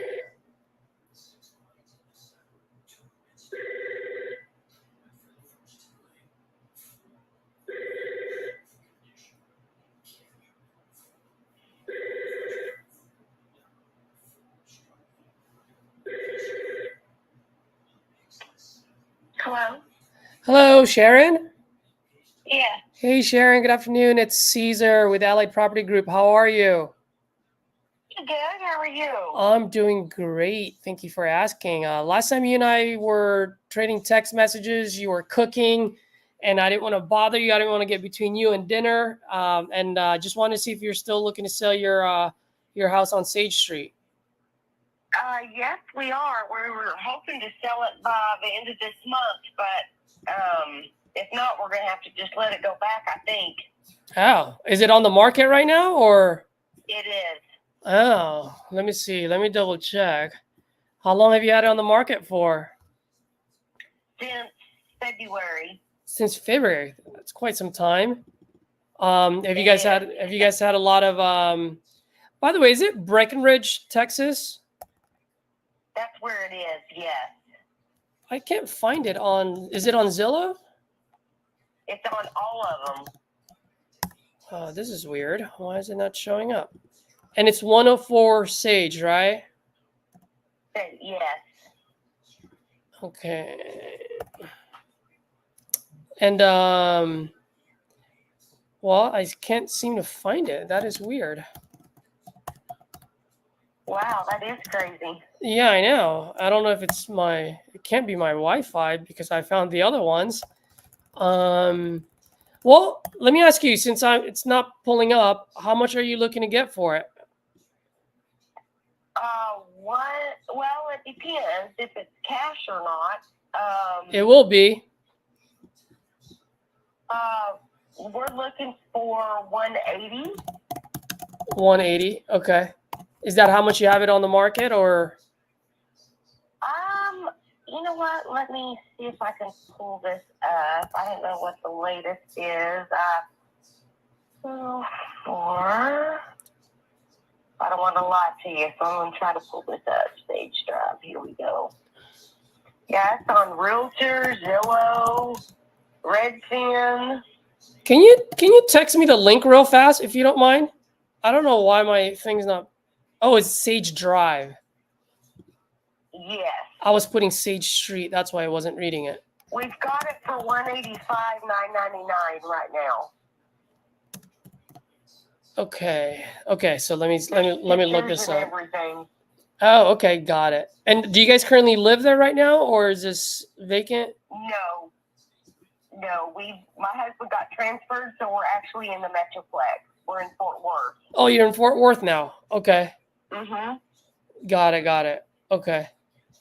All right. Well, tell me what you got going on. I mean, obviously, I can see the pictures here. Do all the pictures represent its current condition? Yes. Got it. Okay. Anything that we need to fix? Any big ticket item? Roof? How old's the roof? If you can walk me through that, that would be great. The roof is pretty new. It's probably maybe 5 years old, maybe. Okay. The shop there's a big shop out there. You'll see pictures of that. It's insulated. All the electrical has been done. The AC has been replaced. The water heater was replaced about 5 years ago. The carpet, like a lot of people want carpet gone, so maybe replace the living room carpet. Yep. And maybe the fence, but that's about it. I mean, the yard's in good shape. We have done a little bit of landscaping on it. There is a lean-to behind the shop that goes from the back of the shop to the wood fence that you keep like lawnmowers and stuff in. Yeah. I mean, it's actually really super nice, but the master bedroom is phenomenal. It has like a sitting room kind of area in there, but the master bath has carpet. So a lot of people don't want the carpet. The carpet's in decent shape. It's just a lot of people don't want the carpet. So, I mean, that would be like everything's been repainted. All the colors are, it's all fresh paint. We replaced that ceiling fan there in the living room and made sure that all the bedrooms have a ceiling fan. The fireplace is gas, and it works just fine. No windows need to be replaced. All the windows have been replaced since right before we got there. So all of it, honestly, is in decent shape. The only thing I would suggest doing is maybe the fence at some point, and maybe the carpet in the living room. But that's totally, but everything is in great shape. And I work for an HVAC and electrical company, and everything was checked through them. And nice. We're the ones that replaced the AC unit on the outside. So everything is great. As long as you replace the filters, everything works great. Got it. Okay. And do you guys own this outright, or do you guys still owe some money on it? No, we still owe on it. Got it. Okay. If you don't mind me asking, how much do you guys owe? I'm going to say about 160. Okay. Did you guys just get this property, or you guys have had it for a while? About 3 years ago, yeah. Got it. Okay. Oh, 3 years ago. Did you get a good interest rate on that? Because I know interest rate's been crazy the last few years. Absolutely. Oh my gosh. How much, if you don't mind me asking? I'm always curious. Like 4%. 4%. Okay. Mm-hmm. Got it. If you don't mind me asking, how much can you rent that place out for in that area? Probably with that house, you could probably rent it out, honestly. And speaking of that area, that is one of two of the nicest neighborhoods in that area. And they just repaved all the highways and stuff there, so it's smooth going, and it's within 10 minutes of a big lake, and it's within probably 15, 20 minutes of Possum Kingdom Lake. So those are two very popular, and there's a lot of hunting and stuff there. So you could probably rent it out for $1,700 a month. $1,700 a month. Okay. Yeah. All right. And then just so that I can run some numbers here, if you don't mind me asking, what's your PITI? How much are you guys paying for your mortgage, taxes, insurance in that neighborhood? Well, we have all of that tied together, and it's about $1,500. $1,500. Yeah. Okay. Got it. Well, I'm looking at some of the properties out there. If you don't mind me asking, I mean, it sounds like you guys got a pretty decent place. There's not much that needs to be done. Well, like, what's the feedback I'm just being honest. Like, I'm not trying to upsell it or anything. I mean, the pictures will speak for itself. Exactly. Decent shape. That one bathroom right there, that first one is pretty much a walk-in shower, so it's a big shower. That was done before we got there. The tile there is in good shape. There's extra pieces for that tile actually underneath that bathroom cabinet. Mm-hmm. So really the stove there's not a refrigerator. We bought one, and so we brought the one that we paid for with us. There is not a refrigerator, but the stove and the dishwasher both work great, and the stove is a newer one. It's a flat top and everything. So, I mean, everything works really well. Yeah. Well, just if you don't mind, just a few more questions for me, and then I can make a decision here. I know you guys have had this out on the market since February, like you said. I mean, what are the feedbacks that you guys have gotten from the people that have walked it, and what's going on? Why is it not selling, if you don't mind me asking? Well, that's what we can't figure out, because we honestly felt that it would sell by now. Now, originally we had it for $209. Mm-hmm. And then we dropped it down to $204,999. So I'm sorry, I deal with even numbers, so it's easier. No worries. No worries. 210 to 205. Yeah. And someone that was, our youngest son is military, so I have a big heart for military or law enforcement or anything like that. So, and the realtor knows that. And so there was a military family that wanted it and was going to offer, a little above the asking price, and wanted to rent it for 3 or 4 months and didn't want to close it till November. So for whatever their funding reasons are, and I never fully understood that. So everybody has looked at it, has shown interest, but has offered and that's, of course, before I just dropped it down to $185.99. So this is back when it would say $195 to $200 on up. They would offer $170, $175. And we're like, well, how about this? And they wanted us to pay all the closing costs, and they wanted, all of that. But they said they love the house itself. Like, the shop was a big seller, the 2-car garage plus the a huge carport. Like you can fit probably 6 cars in the driveway, and 4 of those 6 are covered. Like it's on a corner lot, so there's tons of parking. You know, so everybody loved it. It's just they didn't want to pay. They thought, you know, $160, $170, and we ran the numbers multiple times. I get a home report every month on what it's currently worth, and we're below actually that. Yeah. I wasn't going to walk away with nothing. You know what I mean? Like, I'm trying not to walk away without at least some money in my pocket. Because, I mean, we did, when we got the house, it was wallpaper, professionally done, mind you. It was done correctly. But we're like, okay, wallpaper, let's update the dining room. Let's not do the wallpaper. Let's take all that off and paint it. And we textured the walls ourselves. You know what I mean? So Yeah.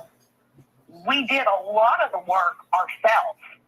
So the feedback from them was they either wanted to just rent it first, and they would pay $1,600 or $1,700 a month rent. That's how come I gave you that $1,700 number, because I know you can rent it for at least $16,000. Got it. That's been offered to us.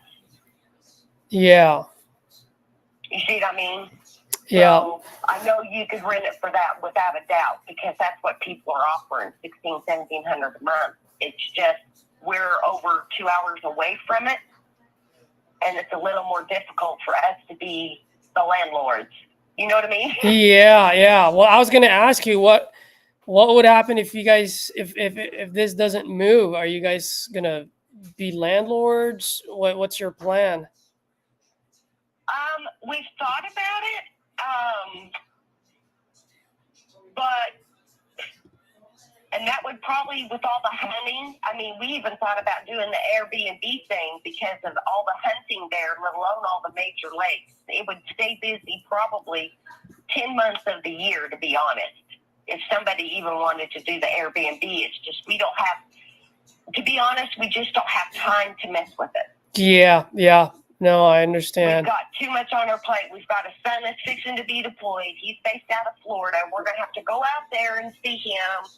I say that like it's a bad thing. It's not, but we've got too many other things going on. You know what I mean? Like, Absolutely, absolutely. And you guys are currently renting right now, or did you guys buy another property? No, we're currently renting because we can't get this house sold. Got it. And are you guys looking to buy anytime soon? We were hoping to by now if the house would have sold. Yeah. Because we could have done the interchange, whatever. I don't know all the terminology. I'm not dumb by no means, but No, I understand. There's so many of them out there. I forget too. So both you and me. So you guys have a VA loan on this, right? no, we're not military. We have the FHA loan. FHA loan. Okay. For a second I thought you guys were military. So you were telling me earlier. So I got it. I misheard you earlier. Okay. So you got an FHA loan here. Here, let me see. Give me one quick sec, okay? I'm just looking at some of the properties in your area that got sold recently. Well, let me ask you too, while I'm looking at this right now, your realtor, is it Jamie, I think? Jamie. Yeah. What did she say? What's her feedback? Why is it not so? It's worth $210,000. Yeah, but that's the current value of it. But she's just as surprised. But also, the reason why we went with her is because she's the one who helped us buy it. Mm. But then she doesn't live in that town. I should have went with the realtor that lives in town that actually was for the original buyer. Actually, we're only the second homeowner. Mm-hmm. So we bought it from the original homeowner because his wife died, and so he wanted to go ahead and move to Arizona by his family. And so we bought it from him. So whoever gets it this time will only be the third owner, which is huge because that's a long time. Yeah. But she went through a divorce, and then she had all this other stuff, and then there'd be weeks and weeks that we didn't hear from her. Then all of a sudden she'd say, well, what about this one? This person came up. Let's offer the, this. We've gone back and forth with people since March, actually. Yeah. So there's a lot of interest. It's just nothing has panned out. And it got to where my husband was driving 2.5 hours just one way every day. Oh, no. So he worked 10 to 12 hours a day, drove 5 hours to sleep a couple, turn around and do it again. And finally, come July 1st, I'm like, that's it. We're going to have to just bite the bullet and pray that it sells before we have to just let it go back, because he can't physically do it. We're in our 50s. We're too old to be doing that. We're not spring chickens like, if you're you can handle driving back and forth every day. Yeah. Being honest. No, I completely understand. I got you. Well, here's what I'm thinking. Let me explain to you what I'm looking at, okay? And Sharon, by the way, just to let you know, I'm one of those guys where I understand that not every call is a deal, so you won't get any pressure from me. I will explain to you how I'm looking at it from an investor's point of view, so at least you have a little bit of an idea on maybe why it's not moving. And then at the end of the day, if we make a deal, great. If not, hopefully the insight that I'm about to share with you can add value and help you navigate through this process. Does that sound fair enough to you? Fair enough. Perfect. Okay. So here's the thing. I'm looking at some of the properties that just got sold in your neighborhood just about a few months ago, definitely within the last 2 to 3 months. One on both of them are on Shaw Lane. 3-bedroom, 2-bathroom. I'm sure you've seen this. Just slightly smaller than yours, got sold for $155 and $190. And then other properties in your area right now are selling for like $265, $274, but they're not moving either. You know what I mean? And so I've been watching those too, because the ones on Shea Lane were on the market for over 200 and something days. That's right. Before for them as well. That's right. So as an investor, if I were to buy that property and then let's say put like some light lipstick touch up so I can put it on the market, then that means if I do it that route, I have to be prepared to babysit it and put it on the market for that long, because that's what it's showing, right? As far as like the average days in the market. So on a cash deal, it wouldn't make sense, because in order for it to make sense for me, I would have to be in the $100,000 range. And I'm not making that offer to you because it wouldn't make sense for you to take that. Okay. So I'm putting myself in your shoes.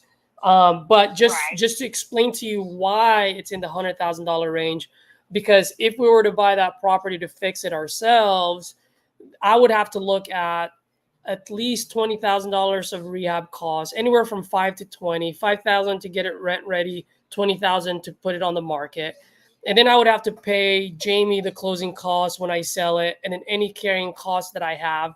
And then so by putting in $20,000 worth of repair, by buying it off you for $100,000, we only get a $20,000 profit. So it's literally just dollar in, dollar out, right? We're not trying to get rich off of it.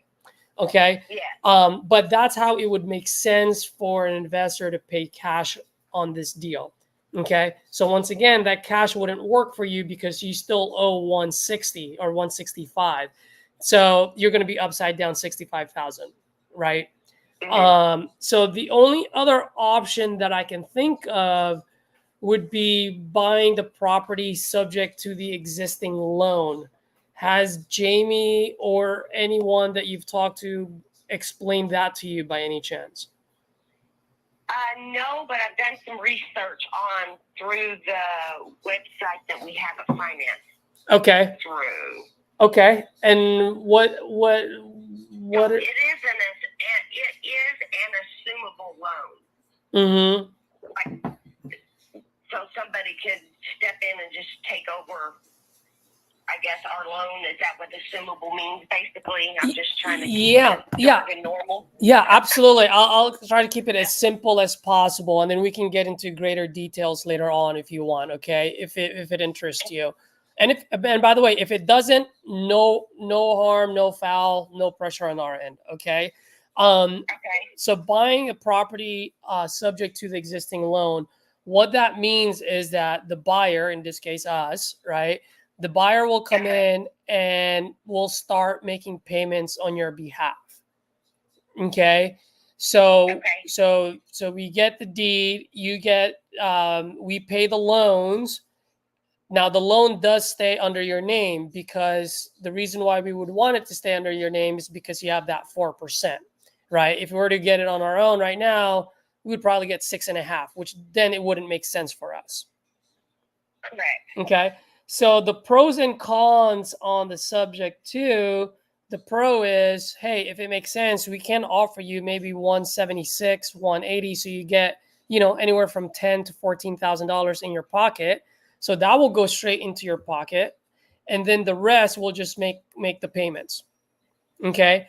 While we're making the payments, obviously your credit's looking good because we're making the payments every month. And then at some point, once the interest rate comes down, once we decide to refinance it, then your loan gets paid first, because that's the first lien on the house, right? So if we refinance next year, 3 years down the road, that gets paid first. Into your name then at the refinance time? Exactly. On the refinance time, then it's now under our name. So you're completely walked out, and that loan gets paid for.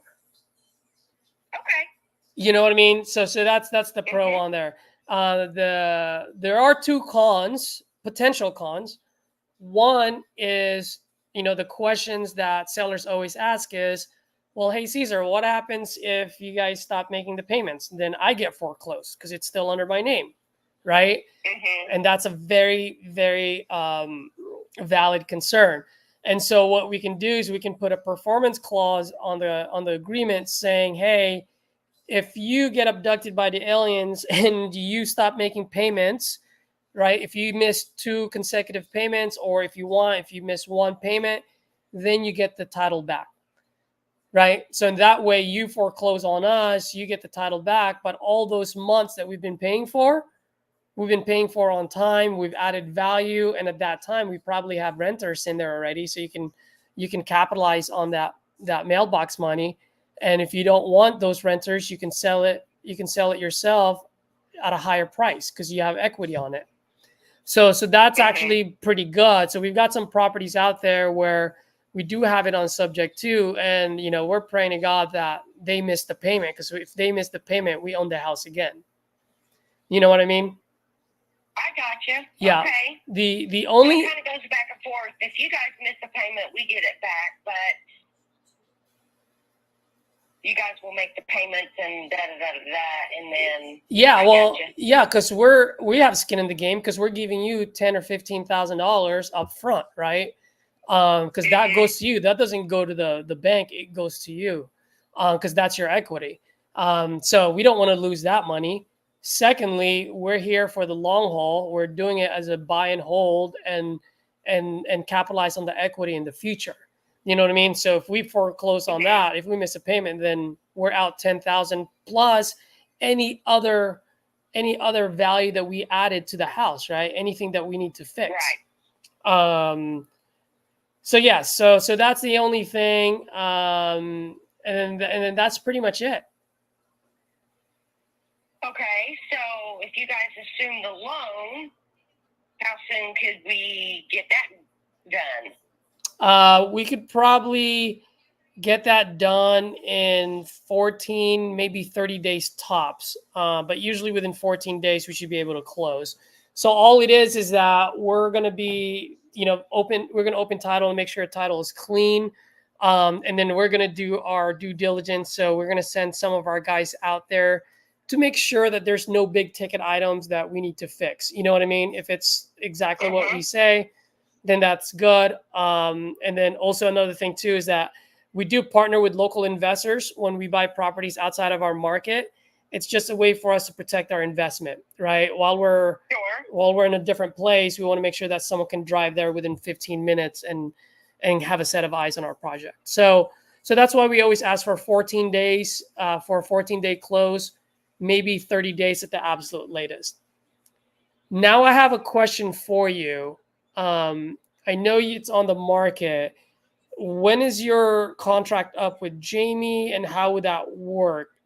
Because we would be paying for closing costs, but obviously if there's a realtor, who's going to pay for the realtor fees? Okay, well, I can remove her at any time. The contract was originally for 6 months, and that's already passed. Oh, it's She passed. asked me if she wanted me to go ahead and repost it, and I said yes, go ahead and repost it. So I could just, I tried calling her last week, and she never answered, nor has she called me back. So I could always just email her and say, Cancel it or just take it off the listing. Yeah. Okay. Yeah, because we'll pay all the closing costs, right? It's just obviously if we're paying you the equity closing costs and then her, then the price has to come down a little bit. You know what I mean? yeah. But if your contract's already up with her, I'd be more than happy to draft up this agreement between you and I, and then we go to work on it in the next 14 days, and then we can go from there and close on it, hopefully within 14, worst case scenario within 30 days. Okay. Now the house is under my husband's name. Mm-hmm. It's Sean, Shaun. I'm on the paperwork as far as the finance part of it, but on the house itself, it's just under his name. Mm-hmm. And that is only because when we went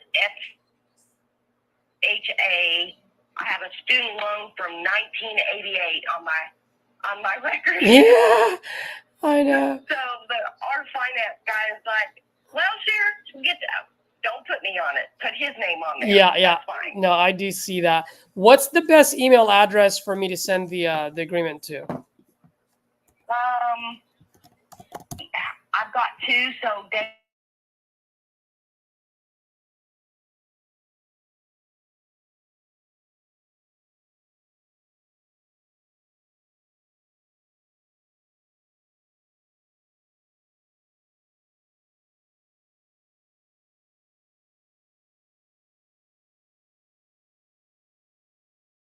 So back in the day when Yahoo come out. Yeah.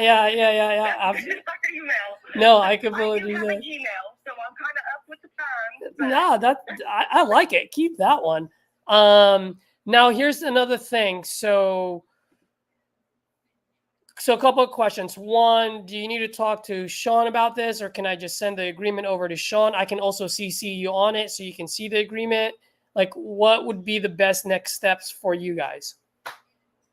The best next steps would be for you to send it to the DayFam 5, and then I can go up to his work and let him look through it and kind of see what we're talking about. Okay.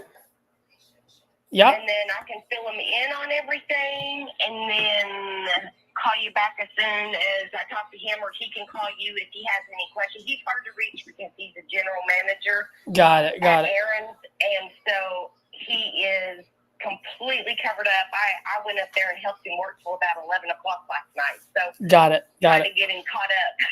Okay. That's going to be the easiest. Like, use me as the go-between. He'll be fine with everything, but then that way we have some paperwork that we can send to our finance company and say, look, this is what we're going to do. Like, we have, per se, a contract in the midst of all of this and make sure there's not going to be any hiccups, and then I can get back with you and we can finalize whatever we need to finalize. Yeah. Does that make sense? Absolutely. If I have something to show him that explains everything, you know what I mean? Yeah, that absolutely. Kind of thing is what. Yeah. And I can even, if you want, I can also send you some like YouTube clips on how subject to works. So that way you can do a little bit of research on your own as well. I always say, like, I always want people to be comfortable and confident with the agreement and with how we're going about it. Because at the end of the day, it's your house, your decision. You know, I always say I'm human first versus an investor. So yeah, I'll send over. So what I'll do is I'll send the agreement over to Sean. on that email address you mentioned. I'm sure you have access to that, so you can see it. Yes, I check it all the time. Perfect. So, and then I'll text you like a couple of links so you can read about or watch about subject to. And then if you guys have any questions, by the way, if you and Sean want to get on the phone with me so we can go over the agreement from top to bottom, which by the way is very straightforward. It's only 2 pages long. It's not 20 pages. So it's very straightforward. Hallelujah. Yeah, exactly. We can go over that as well. Now, two last questions for you. One is, what's our access like right now? Do you guys have a lockbox on it, or do we? She has the lockbox on it, yes. Which means I have a set of keys there and one garage door opener inside the house. Okay. But when I tell her, when I email her and say, hey, go ahead and you remove that stuff, then we'll have to have a pre-arranged place for the keys, which is pretty easy because, like I said, there's a shop. It's safe. No one's ever tried to break in. We're in one of the best neighborhoods in Breckenridge. Got it. We're in the top 2 neighborhoods. Do you think you can have her buy a different lockbox and put it on there? I mean, I can pay for it if need be. You know what I mean? I can Venmo you, Zelle you, and then you can pay for it.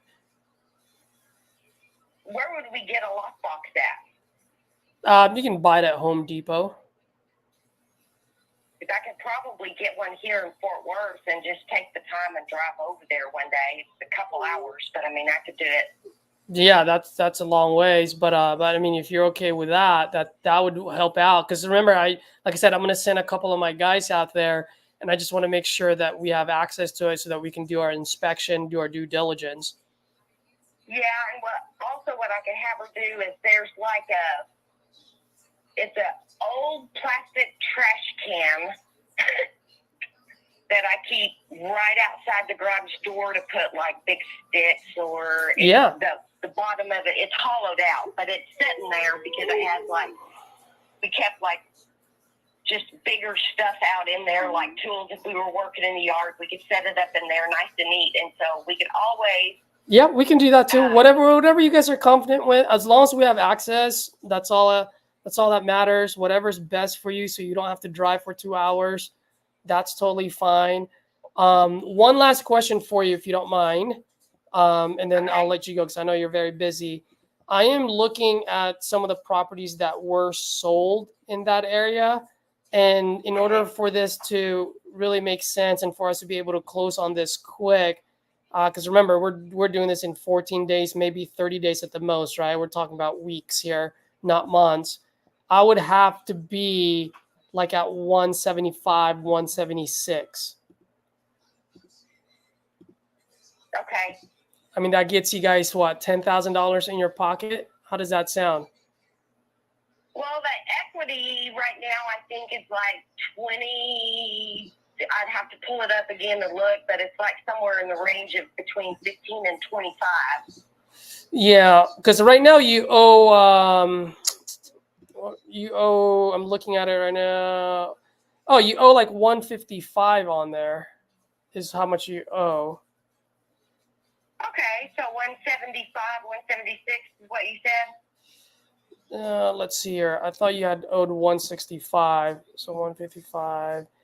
Let me just run my underwriting real fast. Give me 1 second. I might have overlooked. I'm not gonna try to pull a fast one on you. I just want to make sure I did it correctly. Okay. Now, because I'm just looking at the dollar per square footage and what we have to do. Okay, so here's the thing. So for dollar per square footage, I'm looking at 176, right? But we are going to put in about $20,000 on there. I definitely want to put some money in your pocket. So, with 176, we got to put in $10,000 of rehab costs in there. Can we do 166, 170? So in that way you got anywhere from $10,000 to $15,000.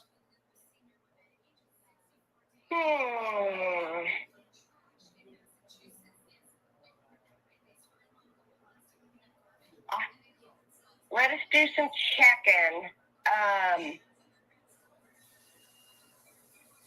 But I'm thinking, let me do some checking on my end. I'm going to say that probably maybe 170 would be better, but I got to run some numbers here.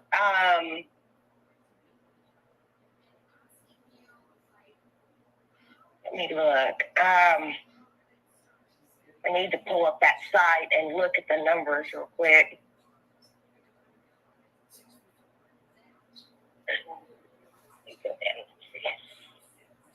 I pace when I talk, so my dogs are in and out following me there. No worries, no worries.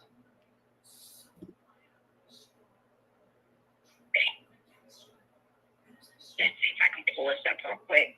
My computer will wake up. We had internet outage earlier, so.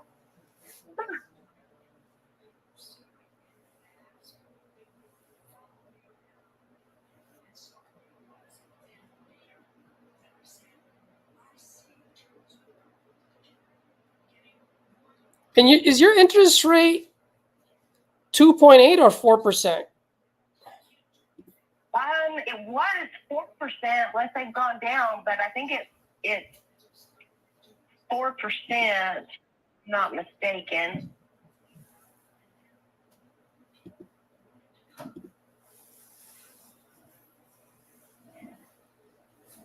Third party, let's see. And it's not an adjustable mortgage, is it? What do you mean by that? It's not adjustable, right? Like the interest rate's not going to change or anything, right? No, it's locked in for that interest rate. Okay. Because on the site that I'm looking at, the software that we're using, it shows 2.8%. So just want to make sure. I mean, at some point, if you can send me like a copy of just like a screenshot of your statement where it shows exactly what the percentage is, that would be great. Doesn't have to be now, but at some point, that would be great.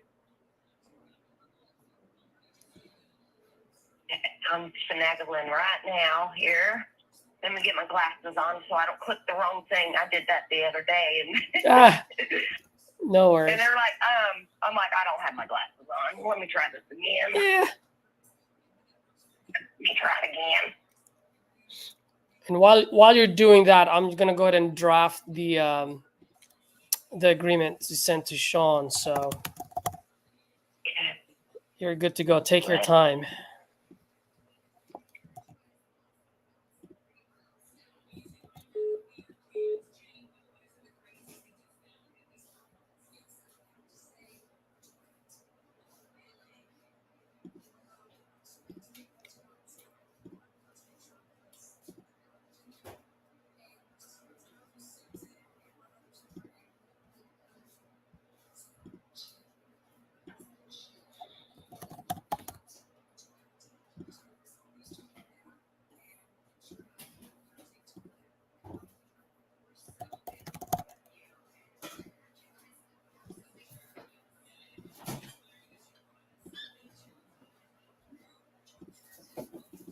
Okay.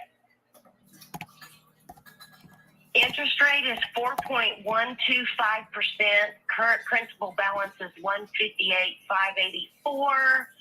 But we owe, because we're behind on the payments, because she had it sold, and then I don't know whatever happened because she won't respond to my text. So we got to pay $4,985 to get current. For how much you said?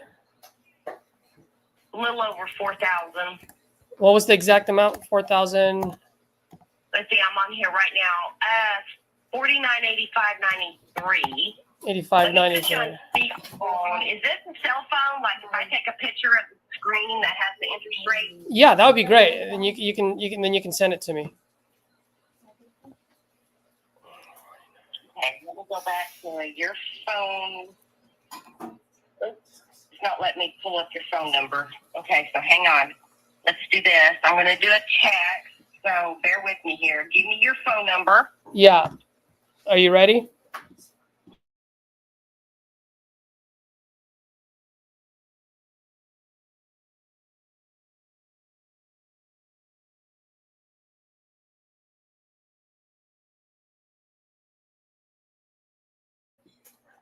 Okay.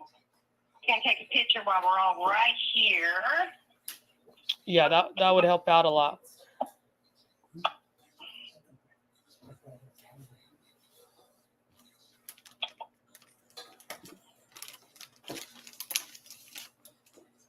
That's kind of an overview. I figured that might be easier because then, I'm not hiding anything from you either. We're talking about being honest, so there we go. Absolutely. I really appreciate that. Let me look this up right now. Give me 1 second. One thing about me is I tell on myself all the time. Well, one thing I always tell, which I said earlier, is like I like to sleep like a baby at night. So, okay. So right now you owe $158,584.93. 584.93. It's at 4%. It's at 4.125%. Okay. And then so when we do this, then we would have to pay the $5,000, right? I mean, if you guys assume it, you could either pay it, and we can just take that $5,000 off of what you were going to offer, maybe. Yeah. Oh, mine is 150. Yeah, what we would do is we would do like 170. I can do the 170, and then obviously we'll assume the loan. Try to actually, it says current principal balance, but if you call them and ask them, hey, if we pay for this all at once, like what's the payout value? It's probably a little bit less, You know what I mean? Well, let's see. I think if I had cash in hand right now, it's 162 because I owe, and it's in the late status because I got a letter from him. I had requested Yeah. a payoff, and it's good through October 1st. And it was like 160. I deal in even numbers, so bear with me. I'm going to say 161 or 162. Yeah. Pay it off right now. And that's good. That quote is good until October 1st. Okay. Yeah. So pretty much what's going to happen is we'll do 170. And so once we do the 170, we're just going to look at, okay, well, what's the difference between 158 minus 170? So that's like 12,000, right? And then we're going to have, so out of that 12, we're going to pay the 5. So in that way you guys have, $7,000 in your pocket. You're caught up, right? So it doesn't go against your credit. And then we'll continue to make payments after that. Yes. That would get us current. And in this case, if I send them a copy of the paperwork or what paperwork? I'm trying to get the right words. When I asked for the payoff, somewhere I read in there that if we sell it, if we can send them, like, if you go through a realtor, they have a pending contract thing, and they're like, we can make sure that we just kind of hold the house as long as we have proof that you are selling the house, basically. Yeah. So the thing is, yep. No, I completely understand. Now, here's the thing.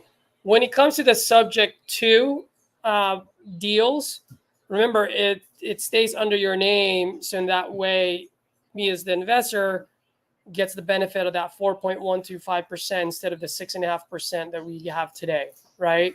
And so what it might be is, if you guys are going to be making the payments, do you send us the money and we send it in, or do you guys pay them directly? Yeah, that's a great question. So what we would do is we're actually going to go ahead and and hire like a loan servicing agent. So in that way, every month we wire the money, like it's automatically, right? It's going to come out of our bank account into that account, and then that loan servicing agent will pay the lender every month on time. So in that way, even if I get abducted by the aliens, that money's still coming in. Okay. So once that the loan servicing agent pays the mortgage, both you and I will get a notification saying, hey, the mortgage is paid for. So in that way, you get a notification, I get a notification, and we know that we're good to go every month. The one thing that I wanted to mention, and that's what I was going to mention earlier, and it just skipped my mind, and I apologize. One of the cons of the subject to the existing loan is if and when the bank, right, finds out that, oh, hey, someone else is paying the loan, right, there is a chance, and you can see it in any loan documents that you have with any lender, is they can exercise the due on sale clause. So in other words, when they go, oh, someone else is making that payment, I want that new buyer to pay all the loans at once, the 158, whatever it is, right? And so letting the bank know that you're going to do a subject to loan, it's going to throw the whole deal off, because the whole point is for us to make that monthly payment. So in that way, we're making $1,500 monthly payment, and then we can rent it out for $1,700, and we make a itty bitty $200 a month. Right. So because right now the payments. So my question is then, if we call them and say, okay, we're going to have this $5,000 wired to you by, I'd have to give them a date. do you have to give them a date now? Probably in order, otherwise I'd have to show them some sort of paperwork that shows that it's being sold, even though it's not being sold, but it is being sold. Yeah. You don't want that. So so when do you have to let them know when you're going to pay the $5,000?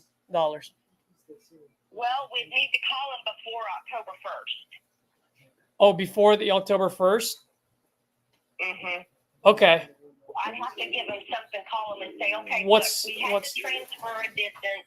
We can pay the $5,000 by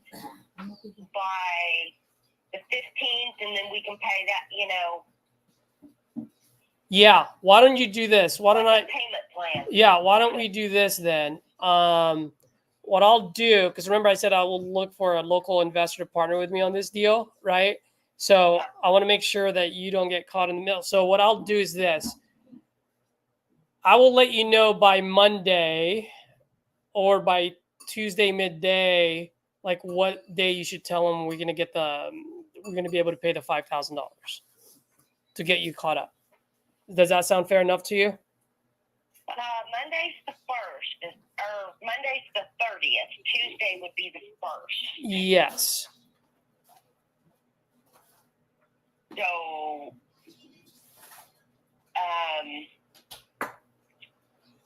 if have to call them, probably, I can call them and just say, hey, I think we have it sold. I don't have any paperwork yet. Can we see what our options are as far as payments go to where we don't lose it, so you guys can assume the loan? And then, you know what I mean? Yeah. I'm just saying, like, just give them a call on the 30th or the morning of the 1st, because you're only 1 month behind, right? No, it's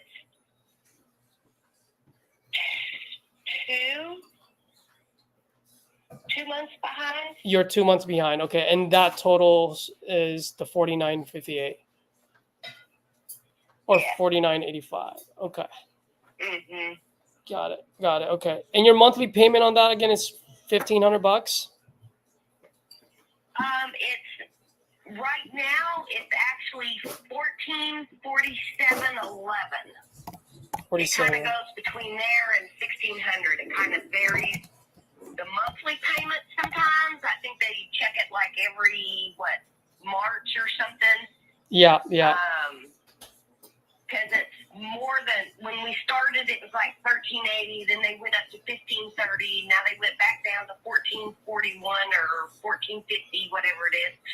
And then, so once a year, that amount changes. But yes, the most it's ever been is $15.30. That's why I just go with $1,500 because that covers either way. Got it. Okay. So why don't we do this? Let me send this agreement over to you now. Let me work on this between now and Monday so that I can. Do you have the code to the lockbox or no?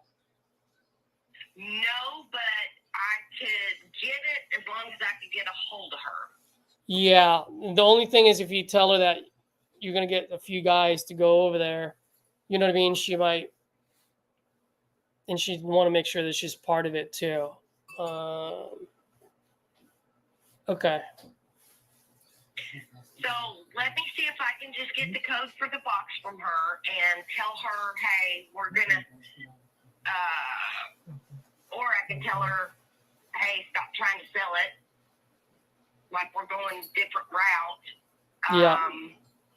And leave my keys for it, and we can put a spot. Like there's tons of stuff out there that's perfectly safe for the keys. It has a pink key ring that says BB on there because that's what my grandkids call me as BB. So but it's perfectly safe.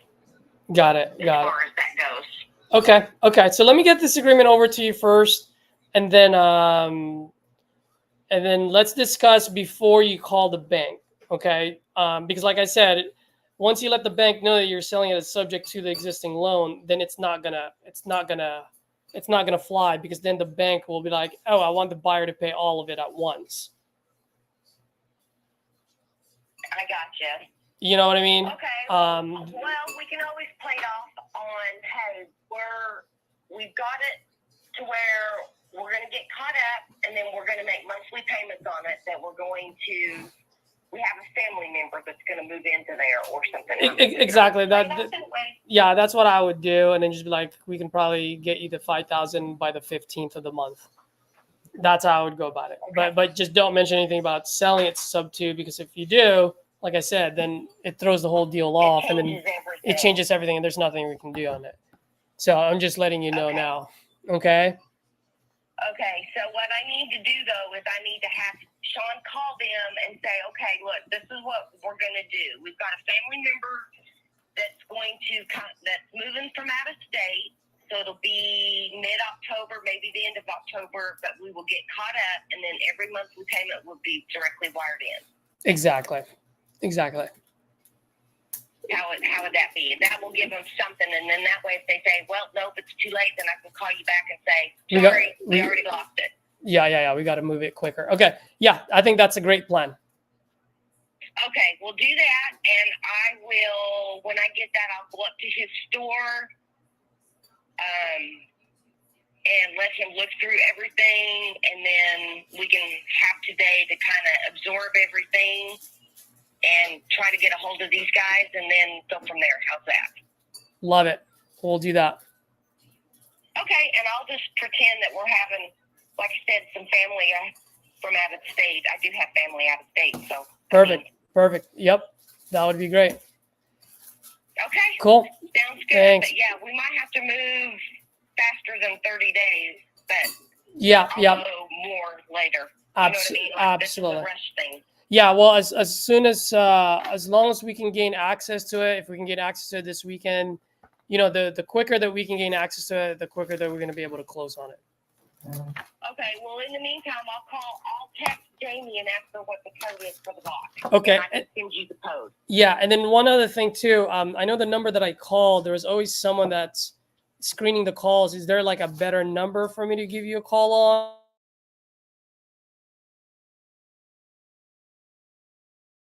Like the identity stolen, I've got Google Got it. Tracking my calls. Got it. I got to be very careful. I have to be vetted, like, I've gone to the doctor. Yep. I got you. Okay. And so, but once I put your name and phone number in my phone, although it's you, and Perfect. it should be just, it won't do that. And your name is Caesar, right? You got it. Just like the pizza or the palace, whatever puts a smile on your face. Okay. All right. Okay, sounds good. I'll say put your name in there as a contact, and then it shouldn't be screened. But if it does, just kind of go along with it, I guess, because that's going to be the best solution. Absolutely. I think so too. Okay, cool. Let's do that, and I'll get this thing over to you shortly. Okay, thank you. You're welcome. Bye-bye. All right, bye-bye. All right, now I got to do this.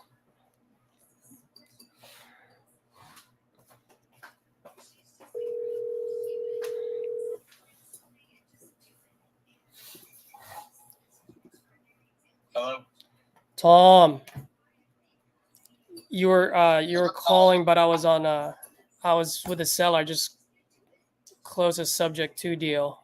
Oh shit. What's up, dude?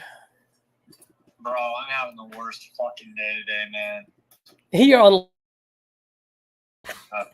Yeah. Sorry. No, it's all right, Tom. Talk about it. That's the whole point about the channel. It's the good, the bad, and the ugly. What's going on? How can I help? No, that guy made me so angry this morning on Cahokia. For the Cahokia of 15,000? Yes, yes. Dude, what is? Oh man, that hurts me. Yeah. Whatever. I got another buyer, I got another buyer walking that tomorrow though. Nice. I was calling you about that deal. Did you get my text? No, I did not. Okay. Yeah, dude, I've got ARV on that one for like 170. In the same neighborhood, same like close to build. So I don't know about that one, man. I did call one of those buyers, the guy that bought our Pascagoula deal, but he didn't pick up. So he's got the info. I'll see if he's interested, but I don't think that's gonna be. Okay, then like I said, just send it to the guy that bought the Pascagoula deal. I'll talk to this guy, tell him that the ARV is 170, that they've inflated it. So we're just gonna work it for that one buyer, and that's it. You know what I mean? Unless they get a price drop, but otherwise let's not put any time and effort on it. They're gonna need a big price drop, dude. They need it. We need to sell it under 100 for a fix and flip. Got it. So like well under 100. So I just shoot them straight, you know. Yeah. Hey Tom, question for you. I'm using RJ's contract, and it's a subject to. So on other agreements, I'm just putting like a performance clause here saying, should buyer miss 2 consecutive payments, seller gets the title back, not deed, right? Gets the title back.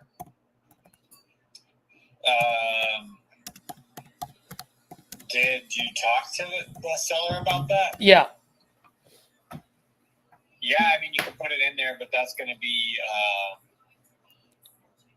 well, what's the term? Deed in lieu of foreclosure, right? No, it's a subject to. It's a sub to. Yeah, but so I would put in there the terms, right? Taking over the payments on the mortgage, the rough amount, and all that stuff. I don't know how to do it on the titanium contract, dude. I would honestly, I'd probably go back to the Allied one, but just because it's more detailed. Dude, do you mind? I know you got a lot, but can you? I'll give you all the terms, and you can just send it over to them. I have no idea how to freaking fill out that form. Do we have the?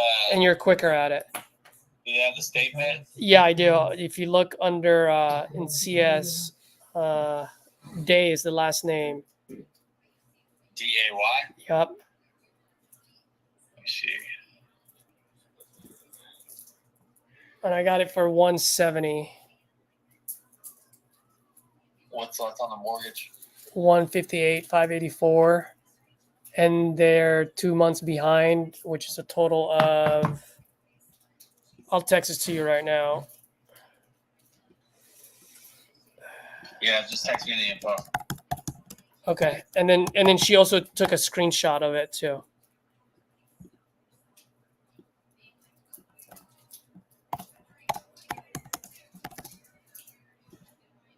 I'll Slack it to you. If you can send it over to Sean, we got all that information, that would be great.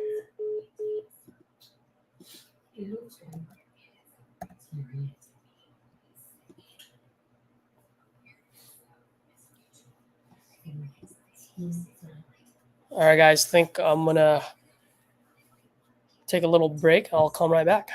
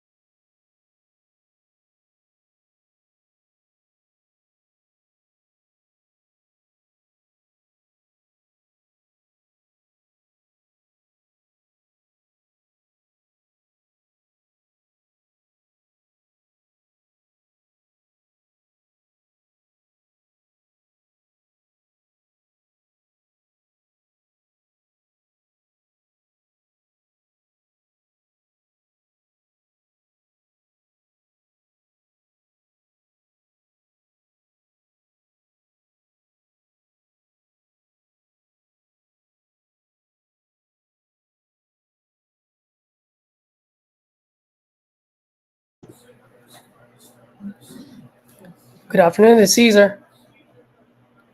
Yes, this is Barbara. You left a message for me to call you. Oh, hey, Barbara. How are you? I'm fine. How are you? I'm doing great. Thank you for asking. Give me 1 second, Barbara. I'm about to pull up your information here.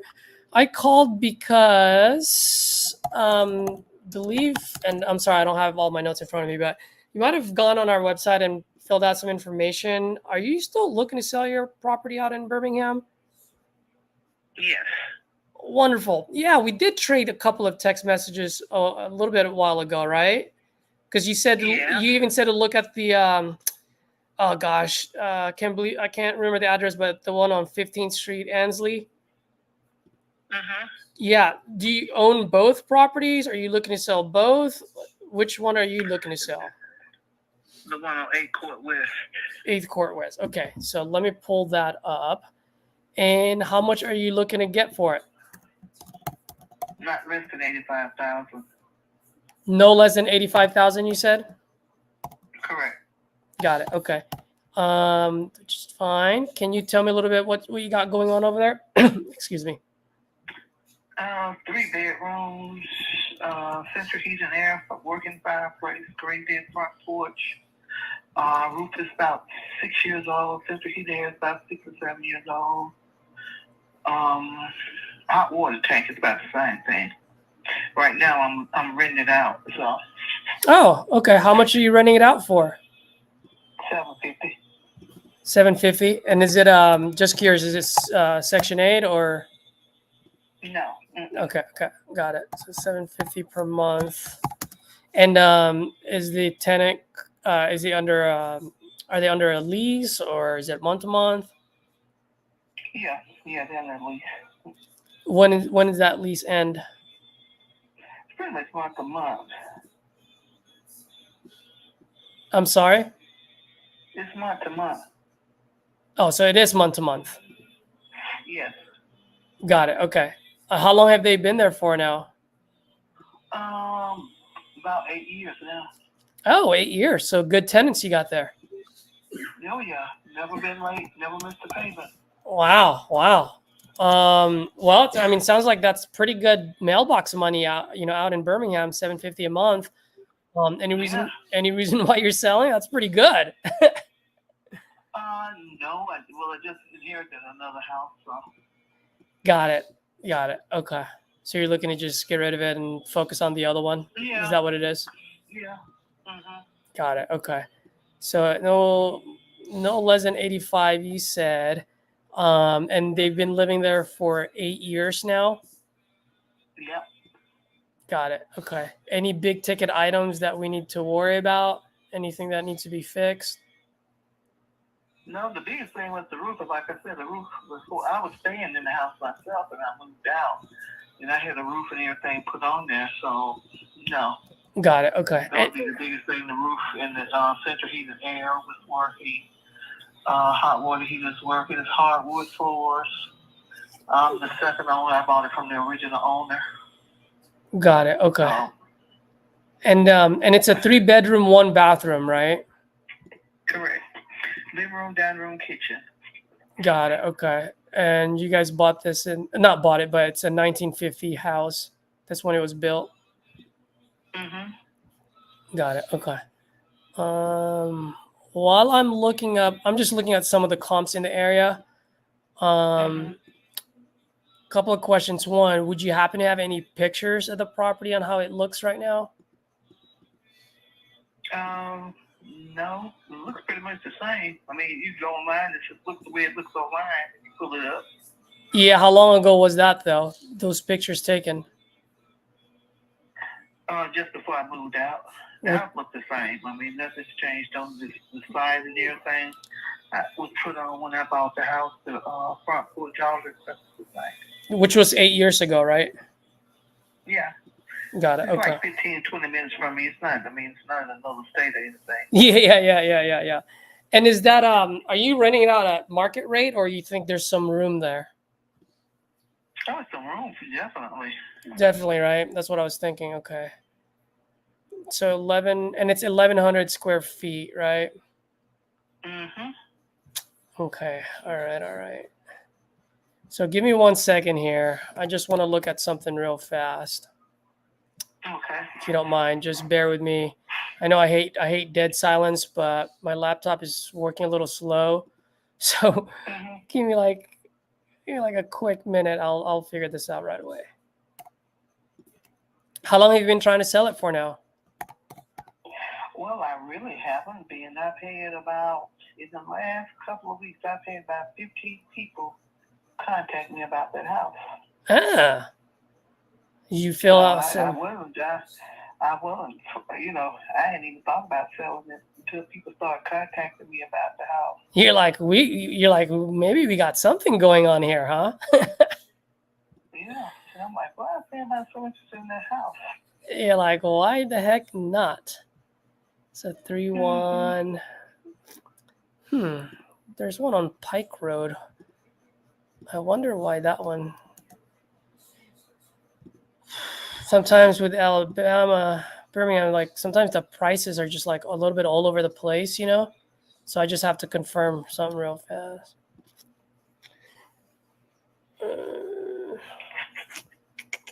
I mean, if we were to make a deal here, how quickly do you want to move? Like, what's the ideal solution for you? I would like to give her enough, at least 60 days to get out. To get out, okay. And then will you deliver it vacant then? Is that what I'm hearing? Yeah.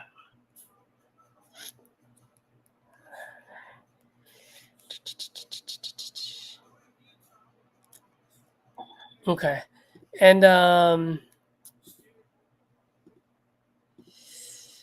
if we were to close on this, and we can close as soon as 14 days, or we can close at 30 days, 60 days, whatever is best for you. And we pay cash, and we pay all the closing costs, no realtor fees. We buy the property as is. Like, do you have any wiggle room on that at all? Yeah, depending on how much wiggle room you're talking about. Yeah. Well, let me ask you a question, actually, if you don't mind. Okay. In that neighborhood, once we fix it and modernize it, how much do you think would that sell for in that market? Right now, in that area, because they're building condos over there, it's right off the interstate.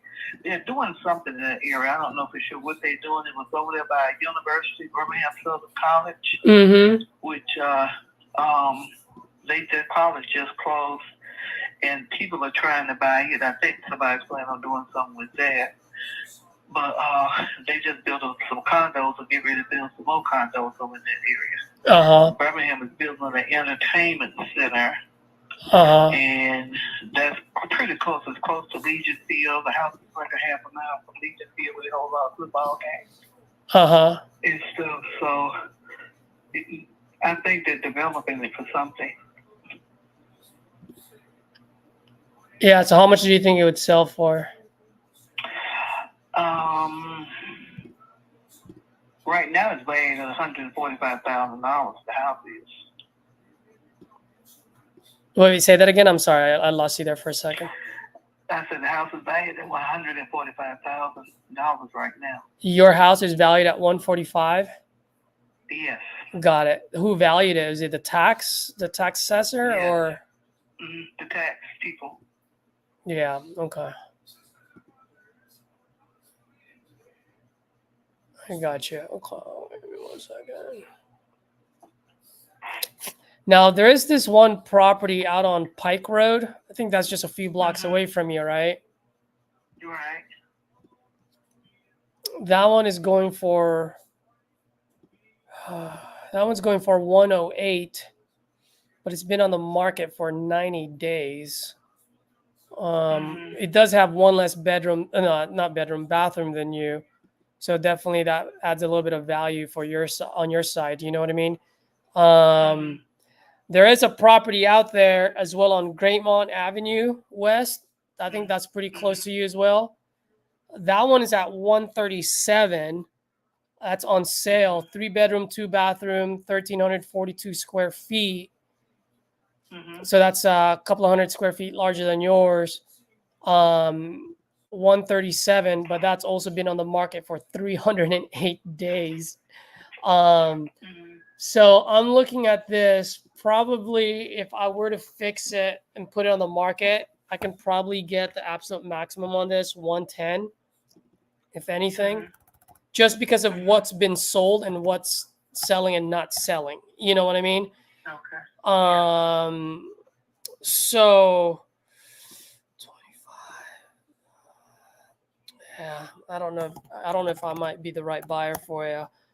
And I'll tell you Okay, 'cause why. I know the house next door to me, which is a 2-bedroom, which is 1 bedroom. That's the one I had. It sold for 80-something thousand.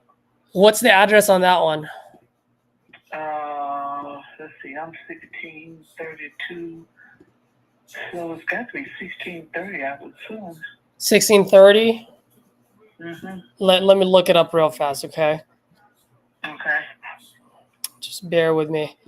I am interested because it's Birmingham. I just need to make sure that it makes sense for us as much as it makes sense for you, you know? Correct. So just bear with me for a second. And you say it's on 8th Court as well, right? Yeah, it's on 8th Court West, next door. Not showing.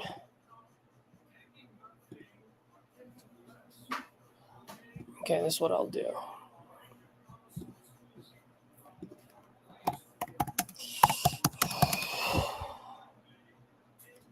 Is it starting to get cold over there now or no? Nah, it's still warm here. Still warm, huh? Yeah. All right. Now, 15th Street, Ensley, that's pretty close to you, right? 15th Street. Yep. I don't know what that is. Oh, yeah, it's right around the corner from you. Okay, so let's see this. Even let's put it up to 120.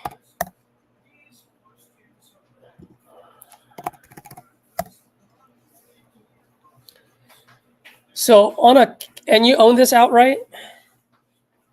No, I still owe 30,000 on it. You still owe 30,000 on it? Okay, got it. So here's how I'm looking at it, Barbara, and just trying to share with you like how it looks like from our investors' lens, right? Doesn't mean you have to agree, but I'm just giving you some insight so at least you can understand.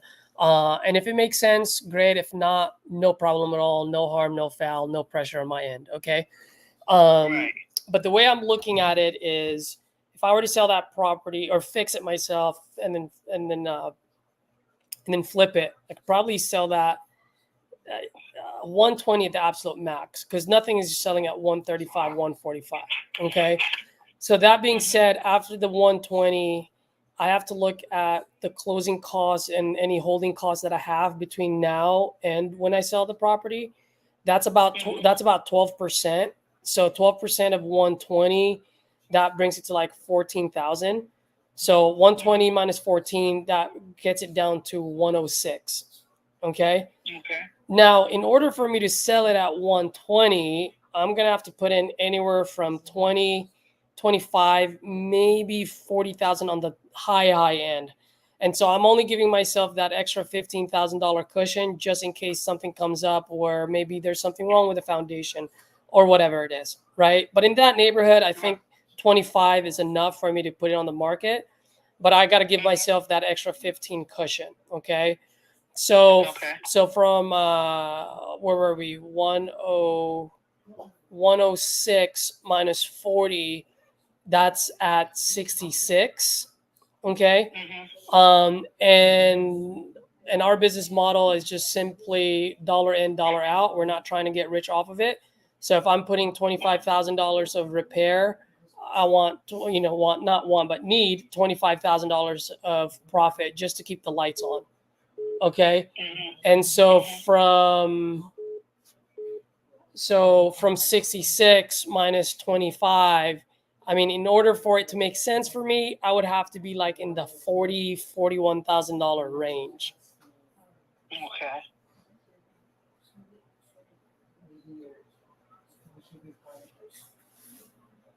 Okay.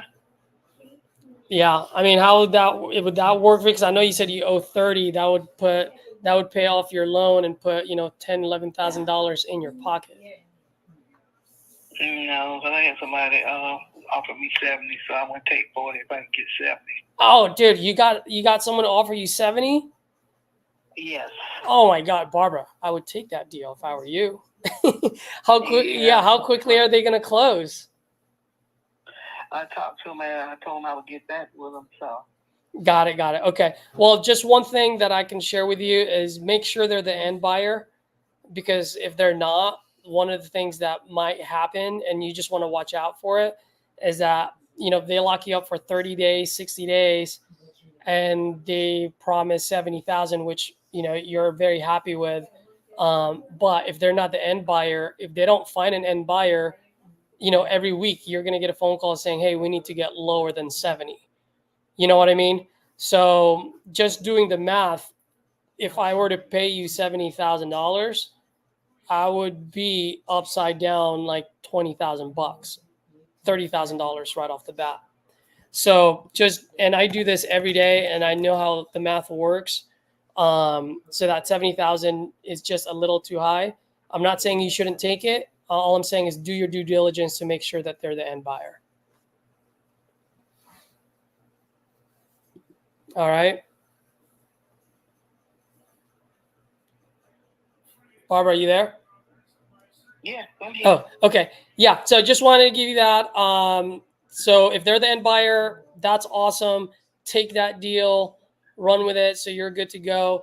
And if for some reason, if that doesn't pan out, feel free to give me a call, shoot me a text, let me know, and I'll be more than happy to revisit. Okay. All right. Thank you so much. All right, Barbara. Bye-bye. Thank you. Appreciate it. Bye-bye. Bye-bye.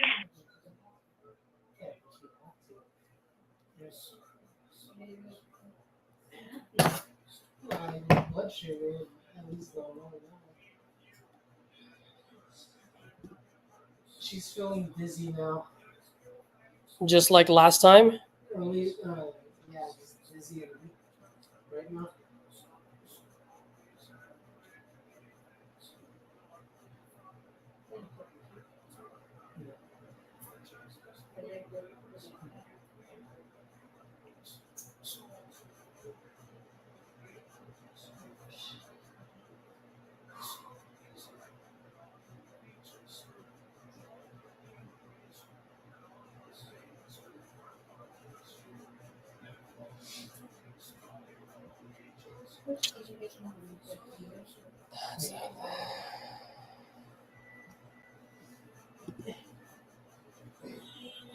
Let us know, man.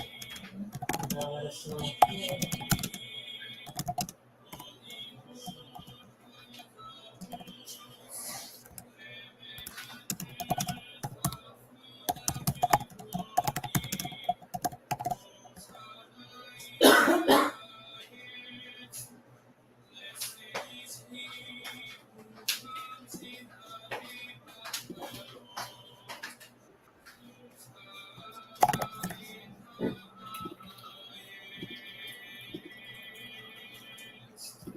Okay, so Barbara won't work.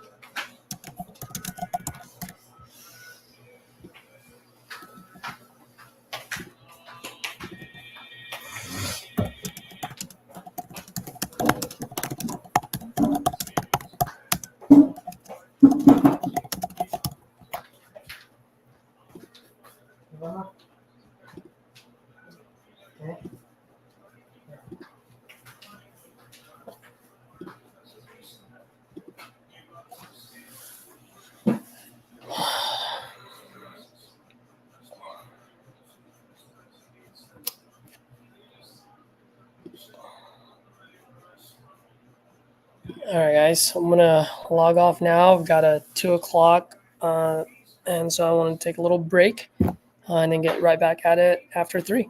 Cool.